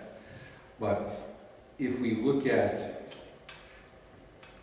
the need for a sense of connectivity, we see a lot of folks looking back, even who aren't Catholic, who have a profound appreciation for the Latin Mass, or an appreciation even for what is growing as a growth church, is Orthodoxy. Right. Orthodoxy is growing because of its connection to something mystical and traditional. Yeah. And maybe with that said, you could talk a little bit about what was his view of the future. I mean, we know it's somewhat apocalyptic, clearly, and that it had at the end the idea of Christ triumphant, or at least potentially. But how did what was going on in the church, affect him at the end? Because he's seeing all these terrible things, at least in his mind. These changes are horrible. What did this do to him, and what do you think? And maybe comment a little bit on his mysterious death. Yeah, well, his he did see. He didn't know how it was going to end, and that really perplexed him. And when I came to meet him, it was like he was plugged into everything, and he was getting information all the time, as I mentioned before, from all over the world, and it was kind of like an intelligence operation. He wanted to know, because he was writing and keeping notes, and he was working on another book at the time. Windswept House was done, and he was trying to figure out how to go with like his next book based upon what he saw happening. But I think he was confused because it really there was like nothing to go on at that point. It wasn't like he had any leads, as to what. Okay, a door opened. I can go through this door now, and now Christ is leading him. That kind of thing. There has to be some sense of this made somewhere, even a little bit of a glimmer. He just couldn't find it. So when I came into the picture and I started showing him this and telling him about Mary Ellen, he started going in that direction. And he kept saying, I just don't know how the story ends, Bill. I don't know how it ends. It has to have an ending. And I had learned that not long after those visits, he had a private visit with John Paul II, where he got to share with him Windswept House, the whole book, which was everything that he had learned and everything that he had experienced put into a book. And if you want to know basically his mind on everything and what he saw about the world, you have to read the book and you'll see all the different players. And he tried to share that with John Paul II. And his hero in the book, it was a character named Christian Gladstone, I guess was the priest, I think. And he was trying to share with John, the Slavic Pope, that's all he's called. And gosh, you know who it is. But all of his characters have names like that. Anyway, he's trying to plead with him on the balcony, trying to show him that he's the only one who can really have the power to do anything at this point. And as corrupt as it is, and as surrounded as he is by all these people who are basically filling his agenda, day to day, and telling him what to do, he still is the only one who has the power to say this or that, and he must decide. And then Malachi said that, or when I told of the event by his best friend, he just said that the Pope just turned to him and just handed him back the book, and he said, I read it. And he's like, but that is not my faith. It's not. And he basically either said that he was a part of it the whole time, or that he just wasn't going to do anything about it. It's kind of like today, when you have evidence of all this corruption, let's say about something like going on today. You have hard evidence, and nobody wants to touch it, either too afraid of what might happen because they've been threatened, their families threatened, whatever. Nothing is going to happen. It's gone that far. For whatever reason, he said he was just devastated. Now, he had a private audience with him. That was like the moment of his life, and he said his heart was broken. And so he came home and he said he was just not himself for weeks, and he couldn't figure out how to go on from that point. And then he started working on another book about the last pope, and he never got to finish that book. And from what I'm told by Dr. Kumaraswamy, who worked with him very, very, very closely, he was also a traditional priest as well as being a heart surgeon and a psychiatrist and an exorcist. And he was one of his team. He worked with exorcisms and Malachi the whole time. He did a lot of exorcisms on a regular basis. He said that they were involved in an exorcism and he was attacked. And that he was, the story goes, if you look at it on the internet, he was knocked off of a stool or whatever. And he was physically attacked in his apartment. And there were things that happened to him on a regular basis that were supernatural. But the death blow had something to do with being attacked during an exorcism. And he received a concussion, I think, if I'm correct. And then all of a sudden there was a heart attack. His heart was getting attacked. He had some sort of a stroke. And then when he was in the hospital, it's like he suddenly was just taken out. He just disappeared.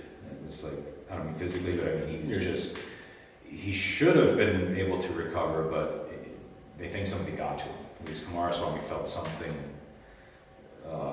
foul play was involved, because people were watching him, and there were a lot of strikes against him. There were magical attacks against him, which he experienced in the form of, a demonic intervention, and he just got overwhelmed. And I think that's how he got killed. He said he was killed, he didn't just die of natural causes. And immediately what lends credibility to that was Swami said it was mysterious because his office where he wrote his books was around the corner from his apartment. I never got to see the office. But, Martin told me it was there, that's where he did his work. Within hours of his death, the entire office was completely just gutted, cleaned out, everything was gone. And it's who did that? Who took his stuff? Mm-hmm. So he had been watched and he was surveilled all the time, and he told me he knew that. And it was a game they played because they couldn't take him out completely because that just brings attention to the things that he wrote about. So they just basically handled it this way, and then just took all the rest of his notes and all the evidence that he had against people, stuff that was in safes that, upon his death, you should know about this person, that person. Now he named names with me, so it's kind of wow, these are really dirty players, but they are prepared to. And he said there were certain bishops and cardinals who they said they wanted him dead because they knew that he knew exactly who they were and everything that they did. And just for clarity, this was beyond just organized criminal intent. Mm-hmm. This was something that involved a metaphysical element of belief. Oh yeah. So, but this system seems to be terribly dualistic, almost kind of like a Manichaeism in a negative sense. Yeah. Except that they were just like players in a game. It's kind of like when you're in espionage and that kind of stuff. You're playing each other this way, and you just sort of just say this is my job. Those are the people I'm working. And sometimes you meet with them and you talk with them and so forth, but they're still your enemy. And it's a bizarre mindset that they have, But he did say, that they were part of it was like a cabal, and they were involved in some really wicked stuff. And he all talked about it it's that inner circle in Rome, like the pedophilia, the parties, and the connections that they had, the money that they had, and the prostitution that was going on with all of this. He said this is a completely different world than anybody would have ever imagined. Well, this goes back to the questions around the resignation of the recent Pope. Yes, the resignation that there was suggestion that he resigned because the scandals around molestation were coming out, and he was powerless. Of course, this is what we hear, but the notion was he was powerless to do anything about it. That the forces around him. Now, whether that's a face-saving statement or whether that's a truth, I don't know. I have no skin in that game. Mm-hmm. But that is just, it connects into what you're saying, that that was the belief around Vatican II, wasn't it? That the Pope wants to have reform. Don't worry, he's old, he will die. This too shall pass. Mm-hmm. That the bureaucracy, the curia within Rome, is the true power source, and that they can wait this guy out. Yes, they play the long game. They play the long game. Rome is famous for that. They've been around for 2,000 years, and their tactics they got from ancient Rome. So they're like a well-oiled machine, and they have it down to a science. They know exactly what they're doing and how to do it. Now things can still shake them up, but it's like they still know how to deal with things, and it's just they just have their own methods of doing things, and that's like killing somebody like Malachi Martin. He said they've been wanting to do it for a long time. So the claim that he was killed, not just by like a demonic agency, for example, that could have been a catalyst to set things up, and somebody finishing him off in the hospital. I have no doubt that they could do that easily. It's just like Epstein hung in prison, that kind of thing. It's certainly possible for people that's their job. They're good at stuff like that. They can make it happen if they want to. I think this is where we reach into some of the questions about conspiracies, is that it becomes terrifying for people because two things happen. One is people see that there's certain activities going on, and they try to connect the dots, and they connect those dots very poorly.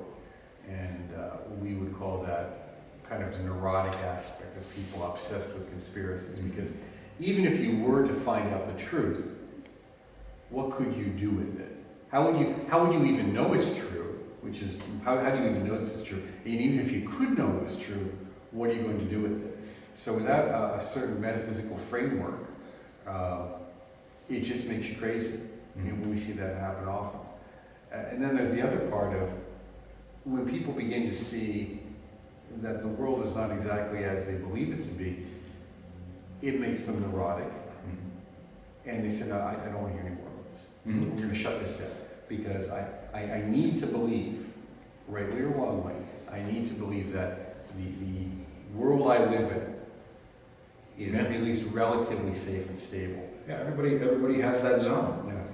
And they have to be able to manage that. And one of your questions there was how did my family and friends react to my involvement with Malachi Martin, and of course with especially Mary Ellen Lucas, which the stuff that happens with her dwarfs all the stuff that Malachi and I were discussing. And it's well beyond what anybody can. It pushes them beyond their comfort zone into places they don't want to go, and they don't want to talk about that. And so I stopped talking to her about family and friends. But then it's kind of like you're there for the Christmas parties, and you go over for dinner, and you know this is your life. This is your work all the time, and so they get uncomfortable with that, and they start asking questions again. And then what happens is the person has to deny it. It's like a defense mechanism. Either you're getting involved, Bill, and then too many crazy things. You're going too deep down the rabbit hole. This is my job. This is my work, and they're like, I don't know if I believe that. I don't want to believe it. And it's like, well, good. I won't talk about it. But these are your family, and these are supposedly your best friends you grew up with. They think they know you, and they still have to somehow, they don't want to see it, but they want to see it. It's like an attraction-repulsion syndrome. Until finally it reaches a breaking point, and it's like push comes to shove, and then they can't handle you in their lives anymore. So all my early friends, it's like, well, that's your decision, that's your choice. But this is my life now, and this is what I have to do. This is my work. And with family members, it's like a lot of times it could lead to a falling out, which is what happened. And that's very common in esotericism because, especially something like Vajrayana, Buddhism, which can be very different in some respects, or any types of esoteric studies, that at some point your friends and family, for many people, not everyone, but for many people, there's a separation begins because you're looking at aspects of life, even if it's just general morality and ethics, but you're concerned about your impact on the world, you're concerned about your impact on others, and that does not go well when the discussion is about the latest celebrity trial or sports. I mean, I'm very happy that athletes do well and that they have such skill, but it doesn't affect my life. I don't care. Same with the celebrity trials. I saw some excerpts of the recent one, and they were kind of humorous. I thought it was funny, but I don't care. I mean, this is not a fellow who's one of our patrons. So it's not affecting the quality of my life in a positive way. And I think when we start looking at our lives and saying, what is the impact I want to have on the world, and what are the experiences out there, both good and ill, that I'm going to have to deal with, we're simply asking questions, and it goes back to that notion of when people see things that they're afraid of. Sometimes just asking the question is too much. There's, especially when the person knows that they just can't invalidate or dismiss whatever you say, or just be like, yes, you're just crazy, or it's just not true. If they have a sense and that it is true, or that somewhere deep inside they know it's true, you're going to have a problem, because that then their own psyche is at stake, and nobody wants to see their mind get lost. But it's like many of the folks who I talk to about paranormal phenomena, and I don't bring it up, but if they bring it up, particularly folks I know in different areas, I'll just ask a simple question. I said, have you read any of the literature of the last 125 years from the various psychic research societies? Have you read any of the research from the government research psychic societies? So, like Project Stargate and those things. And the answer inevitably is, no, I have not. So, well, if you haven't read it, then you don't have an informed opinion. Yeah. Well, they got to tell you that stuff's just too crazy. It's just too crazy. And what happens too is when you start, I mean, this is a passion of mine, this whole subject, and obviously you're very passionate about, the entire esoteric community and writings. But not everybody feels that degree of passion and enthusiasm, and when you do share it with them, you don't realize sometimes that you're shaking what we say like their stable center. It's like that's where their sense of reality is hinging on that fulcrum. And for a lot of people, it's like they react against you or they dismiss it because they just get too scared. But it's that passion that made St. Ignatius great. Yeah, and he has to go on St. Francis great. Yeah. Absolutely. That's what made them who they are. The fact that they kept going too, and there's always going to be opposition. Ignatius, he would have to put up with the forms of evil that try to oppose him. And a lot of times those kinds of things are allowed so that the good that he was responsible for could be shaped and perfected by that. Mm-hmm. So I mean, he wouldn't dismiss that had a purpose. Why you brush up against it? It's like weightlifting. It's spiritual weightlifting. If there's no opposition, you can't build muscle. Exactly. You have to have opposition, and the checkerboard of masonry. One of the meanings there is like you don't just walk on the white tiles. You basically life in this world is an exposure to both light and dark, and you measure one against the other. That's how we know anything in this world.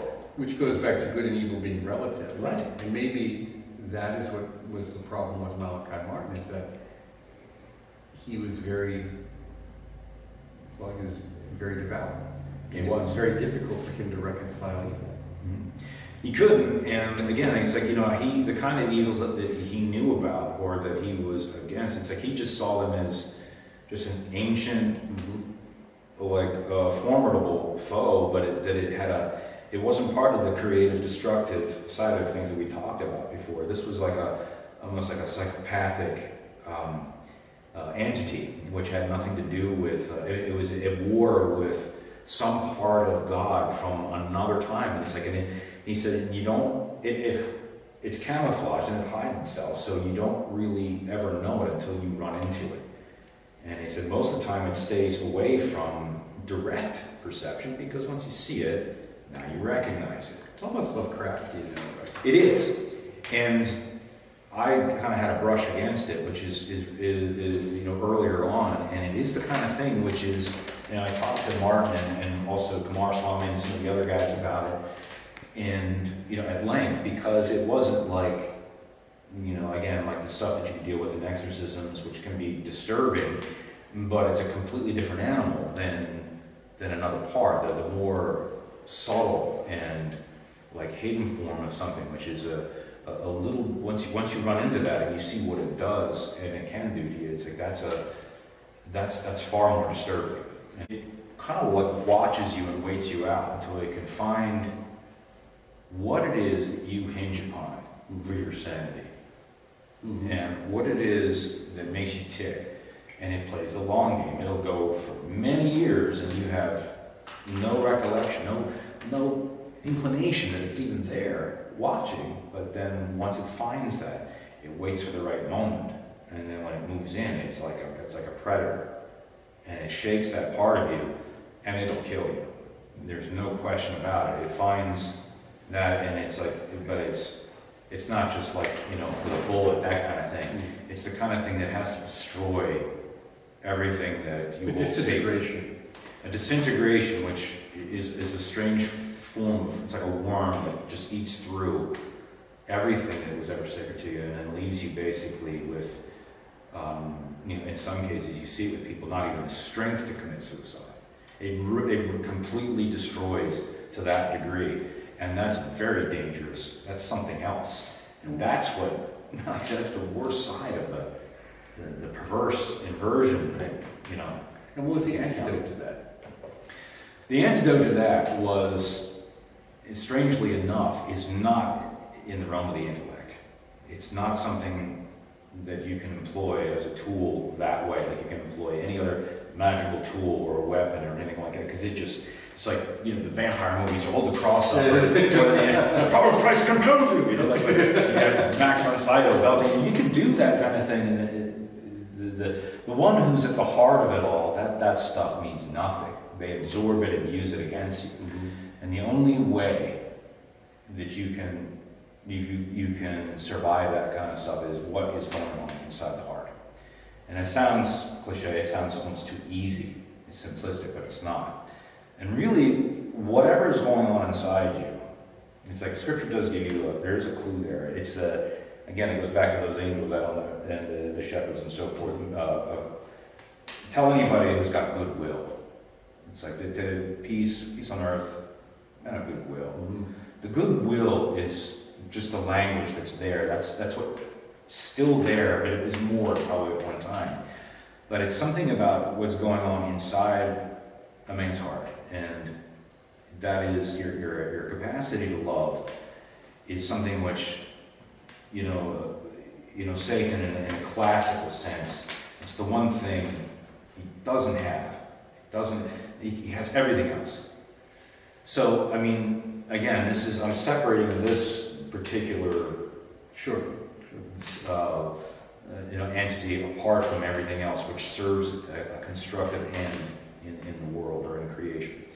And that part is like, it dominates everything else. Everything else. It has control of everything else at this point. And it's like if you are an intellectual, like I enjoyed reading in books and so forth, and that was always a strong suit, and I did very well in school, in theology and so forth. But there are always those who are stronger than you, and the intellect is not a place of refuge, because there will always be somebody who can destroy you intellectually and cause you profound confusion of mind. Mm-hmm. And once your mind is gone, then you're in trouble. But the heart, if your heart is well grounded, you're safe. But you have to know how to kind of like cause that to be impenetrable. Which means you do have to have your act together. If you have a weakness and you have a point of vulnerability, a weak link in the armor or in the chain or a weak point, you have to find out what that is, because that will be used against you in the end. That'll kill you every time. Well, that's the importance of in confession is self-reflection and recognizing of your errors and the vow not to take it, to repeat them. And particularly within Vajrayana, the confession of errors for the rectification of your personality and your character is very important. And with that is also the general compassion and purification practices, which are foundational. Because only through that, the word compassion is poor translation, but it is his goodwill and his love and his generosity that when that is extended to all beings, it's also extended to this being. Yeah. And this being it revolts from it. It can't absorb it, it must turn from it. Now, even there, Malachi was clear about it. He said, now you have to be clear, because it's like you're talking about a lot of different things. He said there's Satanists, there's Luciferians, they're not the same. I'm like, well, what do you mean? It's like, you need to know this stuff. Then there's like the low-level demons that, they'll carry on and take possession of a person and flip them around and make them throw up and all that kind of stuff. He's like, that's all distraction. Those are immature forms of it.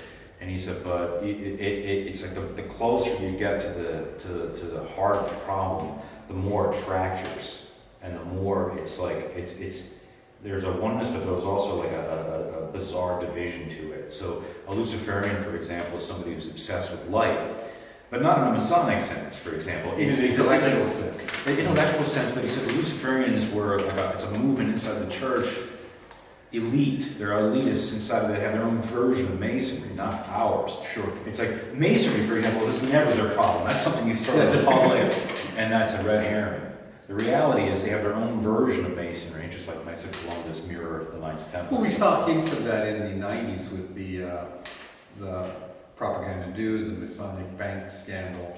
They throw all that kind of stuff around, again, as a distraction, so that you don't see what's going on with them, where they have all kinds of scandals that they're trying to keep a wrap on, and they have stupid people too that make dumb mistakes and they get caught. But they have ways to cover it quickly and write checks and make it go away. But anyway, they have the Luciferians want to take things in a direction like for example with political correctness. That's a classic and very useful weapon for Luciferians, because they're all about driving humanity in a direction which just has nothing to do with what you would think is, people who would follow Lucifer or the bearer of light. It's just a particular version of progress. Mm-hmm. And so, like Kumaraswamy would say, Malachi didn't understand this. He's like, or he was so focused on what he did that, there are two groups inside of the Vatican that are at odds with each other, but they're both bad.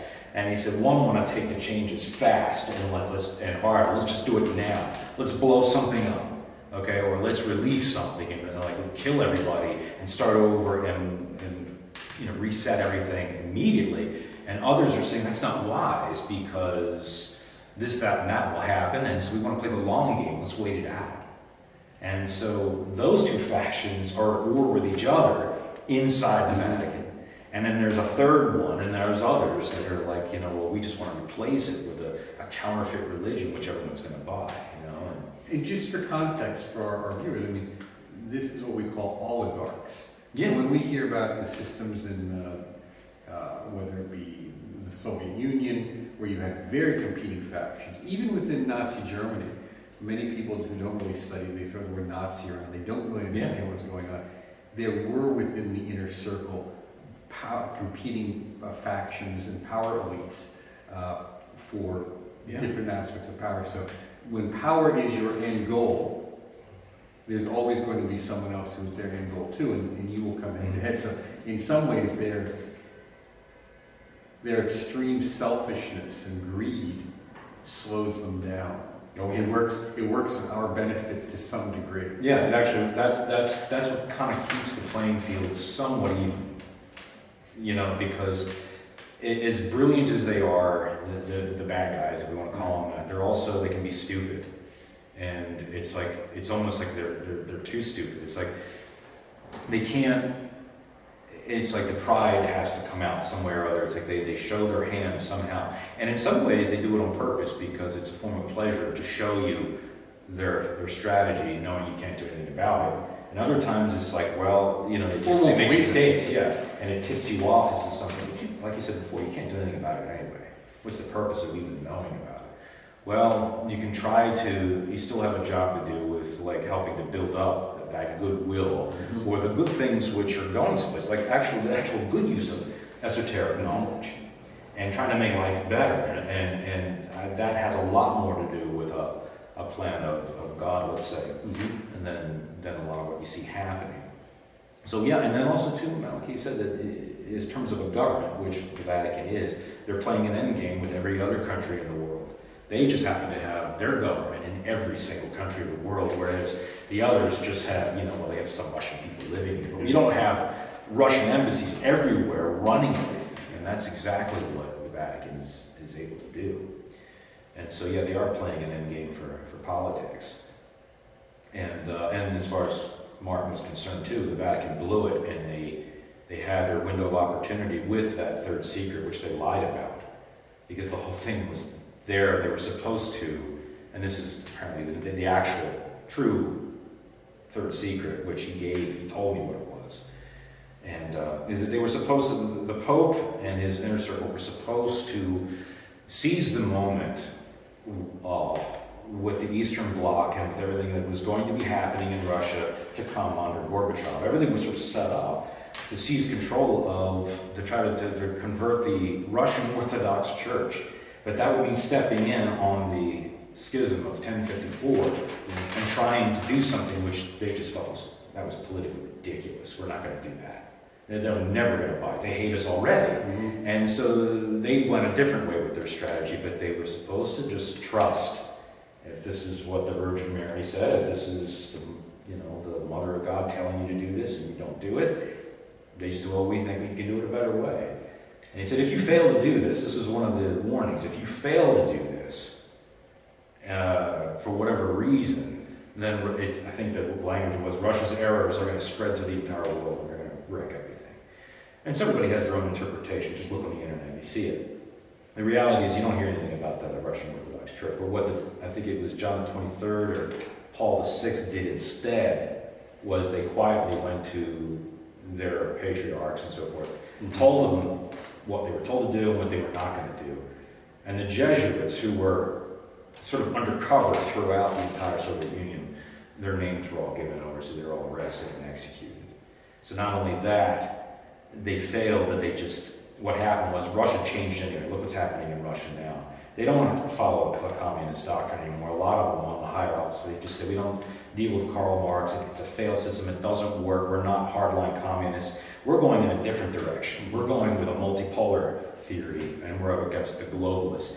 And the globalist chief weapon is political correctness, which is Marxism. So Marxism sort of left the Soviet Union and has spread out throughout the entire world. That's one interpretation, and that is their biggest failure. And they did that, and you just don't play games with what you're told to do. And they might say, well, we just didn't believe it. We just don't believe in that hocus pocus anymore. I think this is interesting because we see within, popular media, of which, I've done several interviews with David Metcalf, which is spectacular with his understanding of folklore and how folklore exists right now, and the occult culture or the pop occult culture that we see across the board in so many areas. I mean, if we look at Netflix, we see one of the most popular shows, but they have something to do with occultism or magic. Yeah. One of the longest running shows, Supernatural, 15 years. I mean, when I saw it, the first few episodes, I thought it was an interesting show, but I thought it would be off in 2 or 3 years. Yeah. 7 years later, someone sends me a CD with an episode that happens to take place in Wilkes-Barre, Pennsylvania, where we're sitting. And I said, the stories that were built around it were very similar to some things I was familiar with, so it was kind of funny. But we see that story arc, that show went on for 15 years, is very popular. They're talking about sequels to it, spin-offs. So when we look at esotericism in various ways, it's widespread. One of the most popular aspects in culture or pop media is paranormal investigations. And one of the things I've spoken to David at length about was how it always seems that the only solution to all of these hauntings is the Catholic priest comes in on the white horse to save the day with the exorcism. They don't have any. and I've joked about that at length with him, but one thing I said, you know me, I have a love-hate relationship with the Catholic Church. Yeah. Because I'm not in it. There's things I like about it, but there's things like many of us that it's not my game. Yeah. But one thing I think they had going for them for the longest time, which none of the other major sects seem to have, is they had the ritual of exorcism. They had a single metaphysical tool, a hammer, so they treated everything as a nail, and still do. But they had one tool to kind of keep a finger in the dike, metaphysically speaking. And I always thought that it was interesting that that's the one thing people think of popularly now when they think of the church in any kind of quasi-positive light. Yeah. And it's true. If you look at the actual ritual of, and you know the Latin and you can do it, it's like pure magic. It actually is the real thing, and it's extremely powerful. And it's very much kind of like like everything else in the world, when you're dealing with parasites on a spiritual level, they're like parasites on a biological level, and you're dealing with, you use antibiotics to, and that's sort of like a parallel used to describe this, but it does work, and it controls a part of the creation, which could be spiritually damaging, and it's involving, like you said, that dike, it's kind of keeping things under control. And the other side of it was the Latin Mass, specifically the words of consecration. And remember I told you that's where hocus pocus comes from? Yes. Hocus enim corpus meum. That was the words of consecration, which people started to make fun of in time, the Protestants especially, that they're just doing magic out there. Yeah. And it is a form of magical ritual. And it had to be done exactly a certain way. Even the preparation in the sacristy, given instruction on this by Kumaraswamy, we say, this is a ritual. And you need to see it that way. This isn't like just go in and have a big guitar mass and bore everybody to death.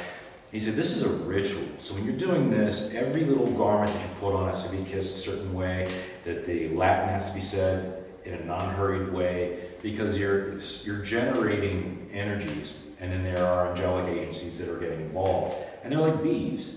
You move in a graceful manner, the bees don't bother you. You move aggressively, they attack. And it's like, that's very similar. The Mass was to be done a very certain way. And then it had a build-up, a crescendo, and it had your altar. You're actually making a profound change. And this is transmutation, or they would call it, the elements were being completely altered. It is now no longer bread and wine. It is now body and blood of Christ. This is a timeless moment outside the world of time. You're actually creating a portal.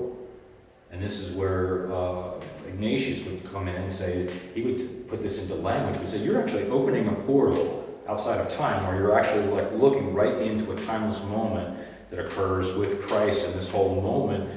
And that's apocalyptic. And you're stepping through that door, and it's a tremendous responsibility. Because as the priest, you're the gatekeeper. And I believe that this was some of the problems with Giordano Bruno's writings, Mm-hmm. is that they had a similar notion of this, the power of the mind to create portals, if you will, Sure. in which this created issues for the church theologically. Sure. That was some of the notion. I think it's interesting you talk about the robing prayers, because within various esoteric orders, in which we briefly discussed Martinism, Mm-hmm. French Martinist groups, the putting on of each aspect of the robe has a prayer associated with it, and it's a self-consecration that is taking place. And with that, the Eucharist becomes a talisman of sort, in which is talismanic virtue that we ingest and transform ourselves with. Yeah, that is nothing less. Transubstantiation is nothing less. I mean, then it is the purest form of magic. And then some say, well, even Jesus himself was a master magician. He just, however, he whether he was trained or a lot of it was just part of him because of who he was. And that's the real stuff. And if you watch and you study carefully what he did and how he did it, some of it is recorded. It has all the hallmarks of exactly that, but he used it very sparingly. They even say, like, the more sophisticated a magician you become, or the more powerful you become, the less magic you do. Because now you start to see that you're not just manipulating small things, you're now like working with huge forces, which it's kind of like, you're moving huge weights with just very subtle motions and forces here and there. And that's really what he was doing. That's why he appeared to do very little, but what he did do was dramatic and powerful. His whole body was transformed. His whole body was transformed. Which leads to two things. First is the role of blood in magic and in some of these things. Absolutely. Also in alchemy, but also in tantras. But as I point out to people, Jesus, if we look at the miracles, and I'm not sure, I think it's Matthew, but it could be Luke. The first miracle which he performs is the wedding feast, and that's only because his mother asks him. His mother says, we're out of wine, could you make, do something? And that's when we see it. In Mark, the first miracle is the exorcism. But the notion is he only does things when asked. And I think this is important to recognize that as a magician, he's not flaunting his wares. Right. No, and that's the thing. In fact, you hide it if you can, because the energy that you're putting off anyway is so powerful and it's radiating. Like they say, you could just walk someplace and things just start to alter and change. And so, and again, it's like it's not something he's doing with his mind. It's like you can do it with your spirit and your heart. It's like you're just, yeah, exactly. And it's like even supposedly the demonic agencies that were there, they kept trying to probe it and say, who are you? Because they're trying to find out, are you the one, or are you just a really powerful magician? And that was one of the charges against him. He said he's a magician, sorcery, that kind of thing. But it's like even the demonic agencies weren't able to recognize him, and he's operating on their levels. They know he's something, but he keeps that close to his chest. He doesn't reveal it until even at the very end. It's like it's just not even there's still curiosity as to what he is, because they can't approach it with mind, but they can approach it with heart, and that's the vehicle that he's using. You see. I was just thinking about that, the notion within Catholicism, there's a great deal of emphasis on the Sacred Heart. Yeah. Which I think, unfortunately, becomes distorted. Yeah. Whereas if we look at the practices of Bhakti Yoga, which you mentioned earlier, Bhakti, Yeah. and we look at that, we might be able to get a glimpse. And of course, Vivekananda's book on Bhakti Yoga is applicable to any practice we do. But that role of the heart as the gateway of awakening, and how that is able to... That's the key. He's pointing, yeah. basically in the picture, he's pointing at that heart. The reason is it's like that is the key. It's like in Zen they tell you, rather than tell you the answer, I just point at it. And then you have to, it's now up to you. But see, the heart is basically the starting and the ending point. You see, and the Bhakti Yoga is essential, because in the Bhakti Yoga tradition, you're going to see Krishna and Radha. It's like perfect divine masculine, divine feminine. And this is important. We're going to have to drop this in here now, because it's like that has been going on. If you look at all the different religions, which are basically operating systems, which are put in place, they're not God, but they are vehicles to sort of like, that's the medium through which we're learning these bits and pieces of knowledge. And with Radha and Krishna, you see that divine ecstasy between divine masculine and feminine, but they weren't married. They were paramours. It was like lovers and so forth, and it was like, but it was a game. It was a dance of romance. And then, but it's the same element of God, which is touching down in each one of these traditions, no matter where you go. That's the Sophia Perennis. That's a ground of truth. That's actually pure light there, in the best sense of the word. And that's the thing that recurs through history. And that's what was happening with Jesus. And that's where the Mary Magdalene question comes in. And that's what, a lot of people have their own fairy tale versions of that. The reality is, it's a continuation of the story from Radha and Krishna. Yeah. But now it's a perfection, because now there's a marriage, and there has to be an actual joining or rejoining of something which was separated at some, like in mythology's terms, at a time before a beginning. And so that's what's happening now. That happened between Jesus and Mary, and that part, again, it starts a whole other, opens another can of worms. But Oh, nice. so just to recap a little bit what we were saying before, because after Malachi died in '99, and then I stayed on with Kumar Swami for a good long time, and we had lots of really deep conversations about it from a psychological point of view, all about this, because he was a psychiatrist and by training and a heart surgeon, and he was quite knowledgeable fellow, and but he would talk about, of course, the problem of evil, that you could identify it by its intention, and with regards to the destruction of innocence. That's what I wanted to mention. That's how you could tell when something was evil. For example, you could have a guy who's like covered head to toe, they were talking about, with like tattoos and talismans and everything else, and he might look scary to a lot of people, and then you might have a cardinal standing right next to him, all pristine, wearing his cross and his rings and so forth, and looking holy and saintly. But the guy with the tattoos, because he's a decent guy, and the guy's, he's well intentioned and he's kind, and he's then it's just his appearance it throws you off, but he's a decent guy. And the reality is that the other fellow, who might look like he's the part, he might have he might have a very sick and twisted side to him, which is all about enjoying, either watching or being a part of, the destruction of innocence. Okay, look, I just want to pick up on that, because I've talked to this recently about many people, particularly in light of the, for lack of a better term, we'll say crimes against children. Yes. Whatever your belief about that is, when I look at the media today, and I have a lot of media experience, but when I look at what is produced, the tones that are taken, many of the games and things of form of entertainment that are fed to children, and then the crimes that are committed against children, the violence.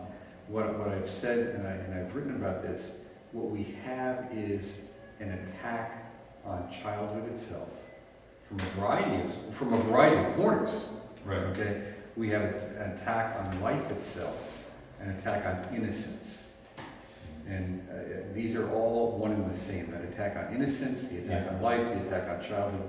That when that is destroyed, and innocence, we'll say, is a certain openness or trust, not naiveness. Right. I don't want it to be confused with. No, that's different. Yeah. No, that's different. Yeah. But a willingness to be open and compassionate and to trust. Give a certain benefit of the doubt.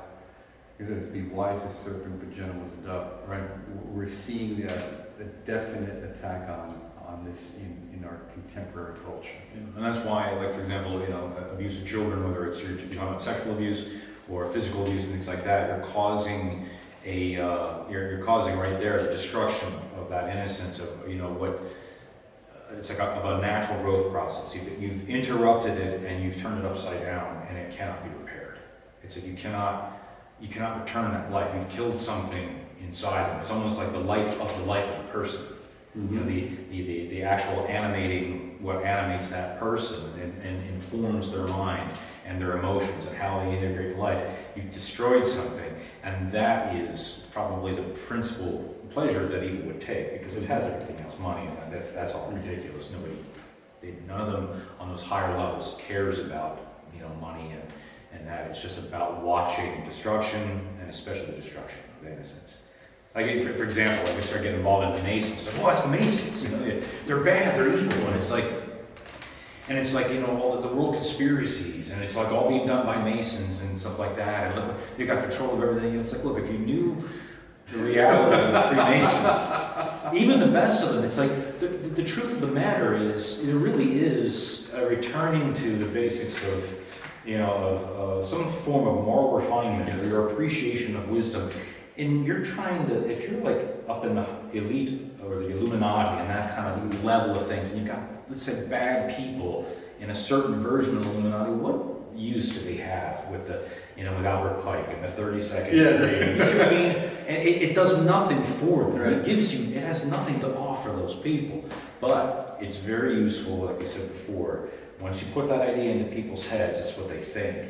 They get distracted from what's really going on. They're distracted from what's going on. It's all sleight of hand. If you could do it in a parlor trick, if you're really good at performance magic, it's a lot of fun to watch that stuff, because you're like, that is really, truly amazing when you got someone who's good at it. That's just that kind of fun distraction and sleight of hand. But there's people that have perfected that on a much bigger scale. And this goes back to what we said earlier about disinformation and misinformation and mental, mind control, psyops, which is such a popular thing today. And you look at it, it's not that complicated. It's not that mysterious. No, they're just not familiar with it. They just don't know. And what was the first rule of exorcism?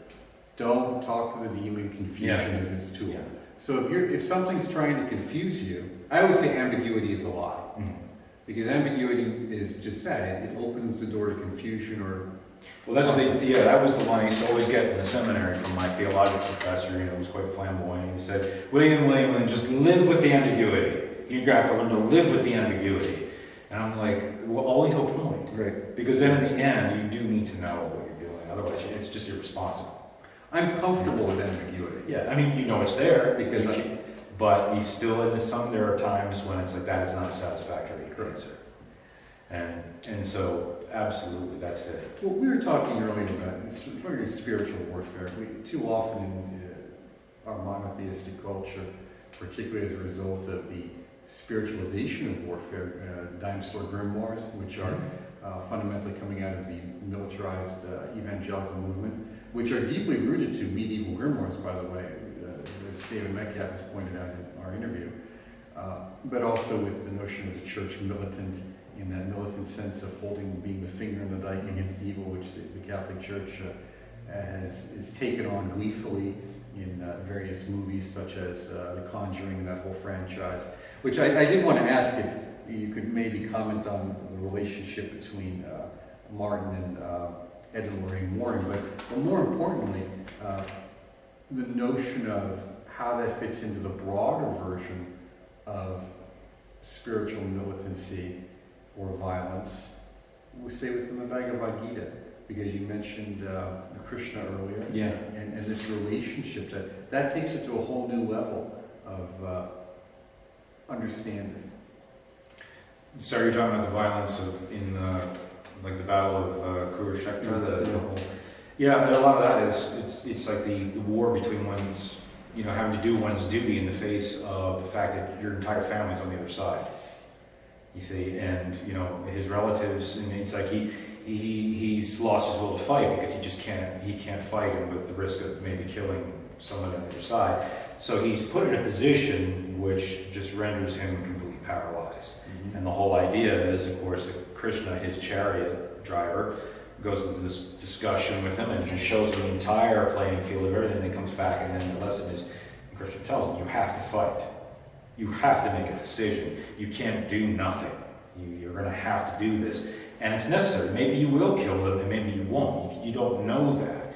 And the whole idea really is, it's kind of like, it's a metaphor in many ways too. I mean, it could have happened historically, but also it's a good metaphor for like what could stop you from going to fulfill your duty, your dharma. You know? And Krishna says, you cannot kill that which is immortal. Yeah. And so the notion of even killing at that point is you can't kill that person because that person isn't the body. Right. The person is the soul, and that Atman is immortal. You can't kill that. Right. Now there are some people that could abuse that. For example, if they say, well, you know, if somebody's into, like say they want to kill a child, let's say, and they just say they know that their Atman is safe, and if I'm going to do this to you. Anyway, it's like that you can't do that.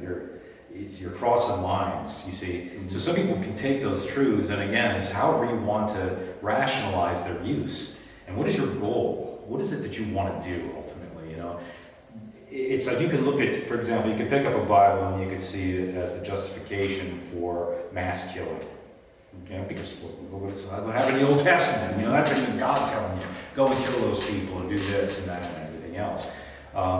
So or you could look at the Quran and you could say that this is giving me the go-ahead to go and do something terrible to a bunch of innocent people because God will take care of them all, you know, and I'm on a holy jihad, you know. There's how do you negotiate this, and how do you keep your compass properly oriented? And again, that has a lot to do with the heart. And you can tell, is your innocence intact? And if it's not, get it righted. You know, just because it has been, you know, maybe corrupted or it's been destroyed sometime earlier in life.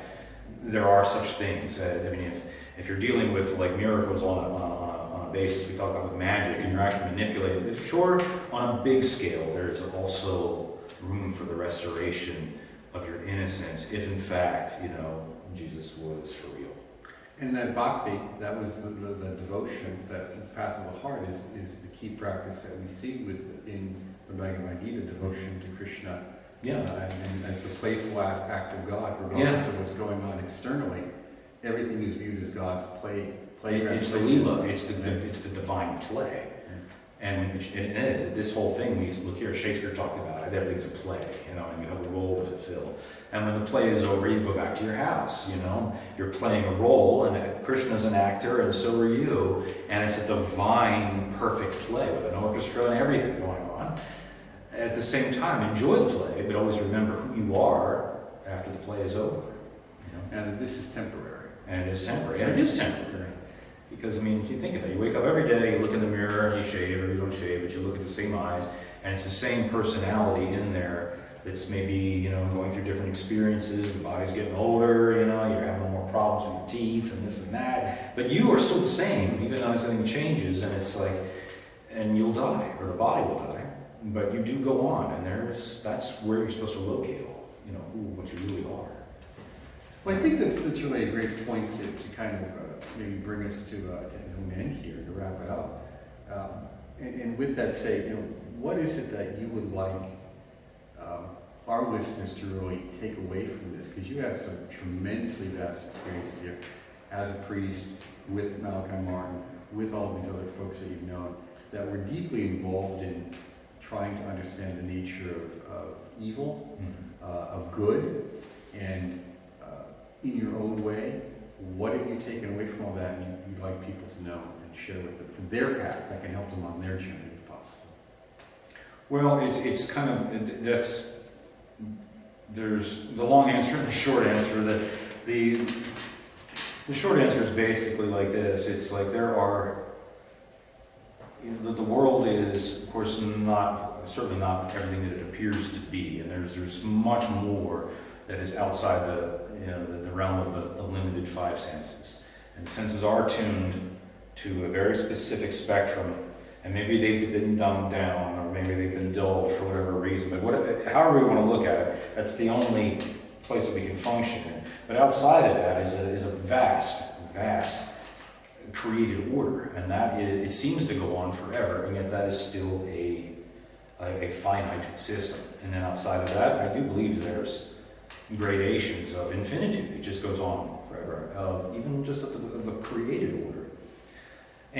But I think, there's many wonderful things that life could be about, and I do believe that the reality of evil is true. It is there. It is a part of life. And it's like everything else, learning how to stand up to bullies, going through school and stuff like that. There's bad people in the world, and there are good people in the world. And you have to be street smart, and you have to know the kind of world you live in, and don't be naive, but also learn to recognize when you see the destruction of innocence. I do believe absolutely that there is a God, and that there is a personality of God. And I do believe that the reality, the truth, and the wisdom of God is far outside the Catholic Church. The Catholic Church does not have the corner on this, and it never did. And I don't believe Jesus ever intended for that to be the case. But Catholics, or not Catholics, but human beings just have a problem where wherever they hear something extraordinary going on, they have to rush in and control it. And if they can't control it, they manipulate it and they change it. And they also have a problem with hearing right. Like, for example, I do believe there was a Moses, and he's involved in this mystical experience on this mountain. Yeah. The guy has a problem, apparently, in Scripture. He can't talk. He has a speech impediment. So he has a brother that's got to come in and speak for him. Yeah. Now, who's to say that guy is okay? It could be like, Moses is trying to communicate something which can't be communicated in ancient, Hebrew language, or in any language for that matter. But he's trying to put together something that he experienced that took place outside of space and time, which is, again, beyond description, and his brother's going to step in, and maybe, who knows what Aaron's got going on with him. Maybe he's like, we could use this. There's that. And then it's kind of like you're dealing with people who are down on the ground, or like, they're kind of lost, maybe heavily conditioned by what Egypt had devolved into, maybe after 10 or 15,000 years of history, right. And they're doing something which is not their culture, or maybe something they adopted, and they don't have it right, and they don't know what they're doing, and you're trying to talk to them through Aaron, who's changing things based on what Moses thought he experienced, and then they're trying to do damage control and say, well, what we want to take away from this, what God is telling you is, right, everything starts changing. And that's been the history of people from, I think, time immemorial. And again, it's a game the kids play, the teacher says, by the time it gets back to them, it has nothing to do with what the teacher said. That's been going on. And you have to look outside the box. You have to be able to look everywhere and be able to recognize and find truth where it actually exists. It's scattered throughout creation. It's like there are diamonds everywhere. But you have to be able to recognize the real thing from the fake. And then I think you have to have, again, that innocence is intact. That's a guide. You have to have this in place. This can be fooled, this cannot be. That's the way I found that works every single time. And it's kept me out of a lot of danger and a lot of serious stuff. And every time I did not listen to this, I found myself getting in trouble, thinking I would know better. And that's not how it works. Malachi Martin, at the end of his life, after saying, how's it going to all end? And he's looking into these photographs of the Passion, and he's like, this is almost like far more extraordinary than anything that I had been a part of all my years as a Jesuit priest. He said, but I know he could see it in his eyes. He was near the end of his life, and in fact, that's exactly what he knew was coming. And then I had a job to do, and he said, you stay with that no matter what. At this point on, this is your guide. And he said, stay with my friends as long as you can. And I did until Kumaraswamy was dead in 2006. And he was the last part of traditional Catholicism. And then, since then, it's been a journey outside that realm. So I'm still a priest, but I am not with the Catholic Church after what I've learned from them. And that's why, moving through Masonry, you're going to find things there you will never find in the Catholic Church, because they don't want you to know those things. They don't want you to know those things. They don't want you taking charge of your spiritual life and rendering them useless or suddenly visible to the corruption that they are in fact responsible for since day one. The land grabs, the treasure, the greed, and all that other kind of stuff, all those negative elements you were discussing just before, that is also a hallmark of evil. It has nothing to do with the spiritual life, and helping anybody get free of anything. That's about binding people and enjoying the perks of controlling the whole thing. And right with Jesus, having the same problem with his apostles. Those guys did not have their act together. They're saints now. The church tells you they're saints, and they had good stuff. And they died noble deaths, almost all of them. But they're not all who you were told they were. A lot of them had some serious problems that everybody has always had. Maybe even Peter had the worst of them. Although he is, supposedly hailed as the chief apostle. Let's just say that he just wasn't a greedy guy that ran there to grab that power. And now he gets to speak for Jesus Christ, And that set into motion, the books that were selected for the Bible and what we have today, church history, and everything that's come with it, the dynasties, the inquisitions, the suppression of the truth, even the valid, the oppression of women and things like that. Those are realities. I'm not talking about the feminist version that you see out there today. I'm talking about just the basic historic reality. Right. And I have come to find that Mary Magdalene was a huge piece of the puzzle, which you're not to know about, but it's out there. If you want to look in your resource, we're going to find the answers to these things. Maybe in closing, we'll tie this up on a neat little bow, going back to Krishna, because at the end of the day, it's all about the Shakti. Yeah. It's all not about just the energy, but it's about the energy and the quality of that energy. And we see that within these systems, whether it be alchemy or Kabbalah or Hermeticism or within the yogas and in the Gnosticism, which we're talking about here, we're seeing that represented by Sophia. That aspect of Sophia which has to be brought forth, and that is a birthing that takes place in the heart. Sophia is that ground of being, it is that ground of wisdom, and anybody can share in that who has goodwill. Well, thank you so very much. This was just a spectacular conversation. I know we could go on longer, but we have a much longer interview than normal, and it's surprising how quickly the time flies. Maybe, if possible, if our listeners have some questions, we can have you back and we can focus in on something, some of those questions, and maybe do a little research in the meantime. I know we didn't get around to Edwin Warren. We didn't get around to Plethion and some of the aspects of earlier Byzantine magic within the church, but you never know. There's always a future. So thank you so much. And thank you for taking the time out to listen to us.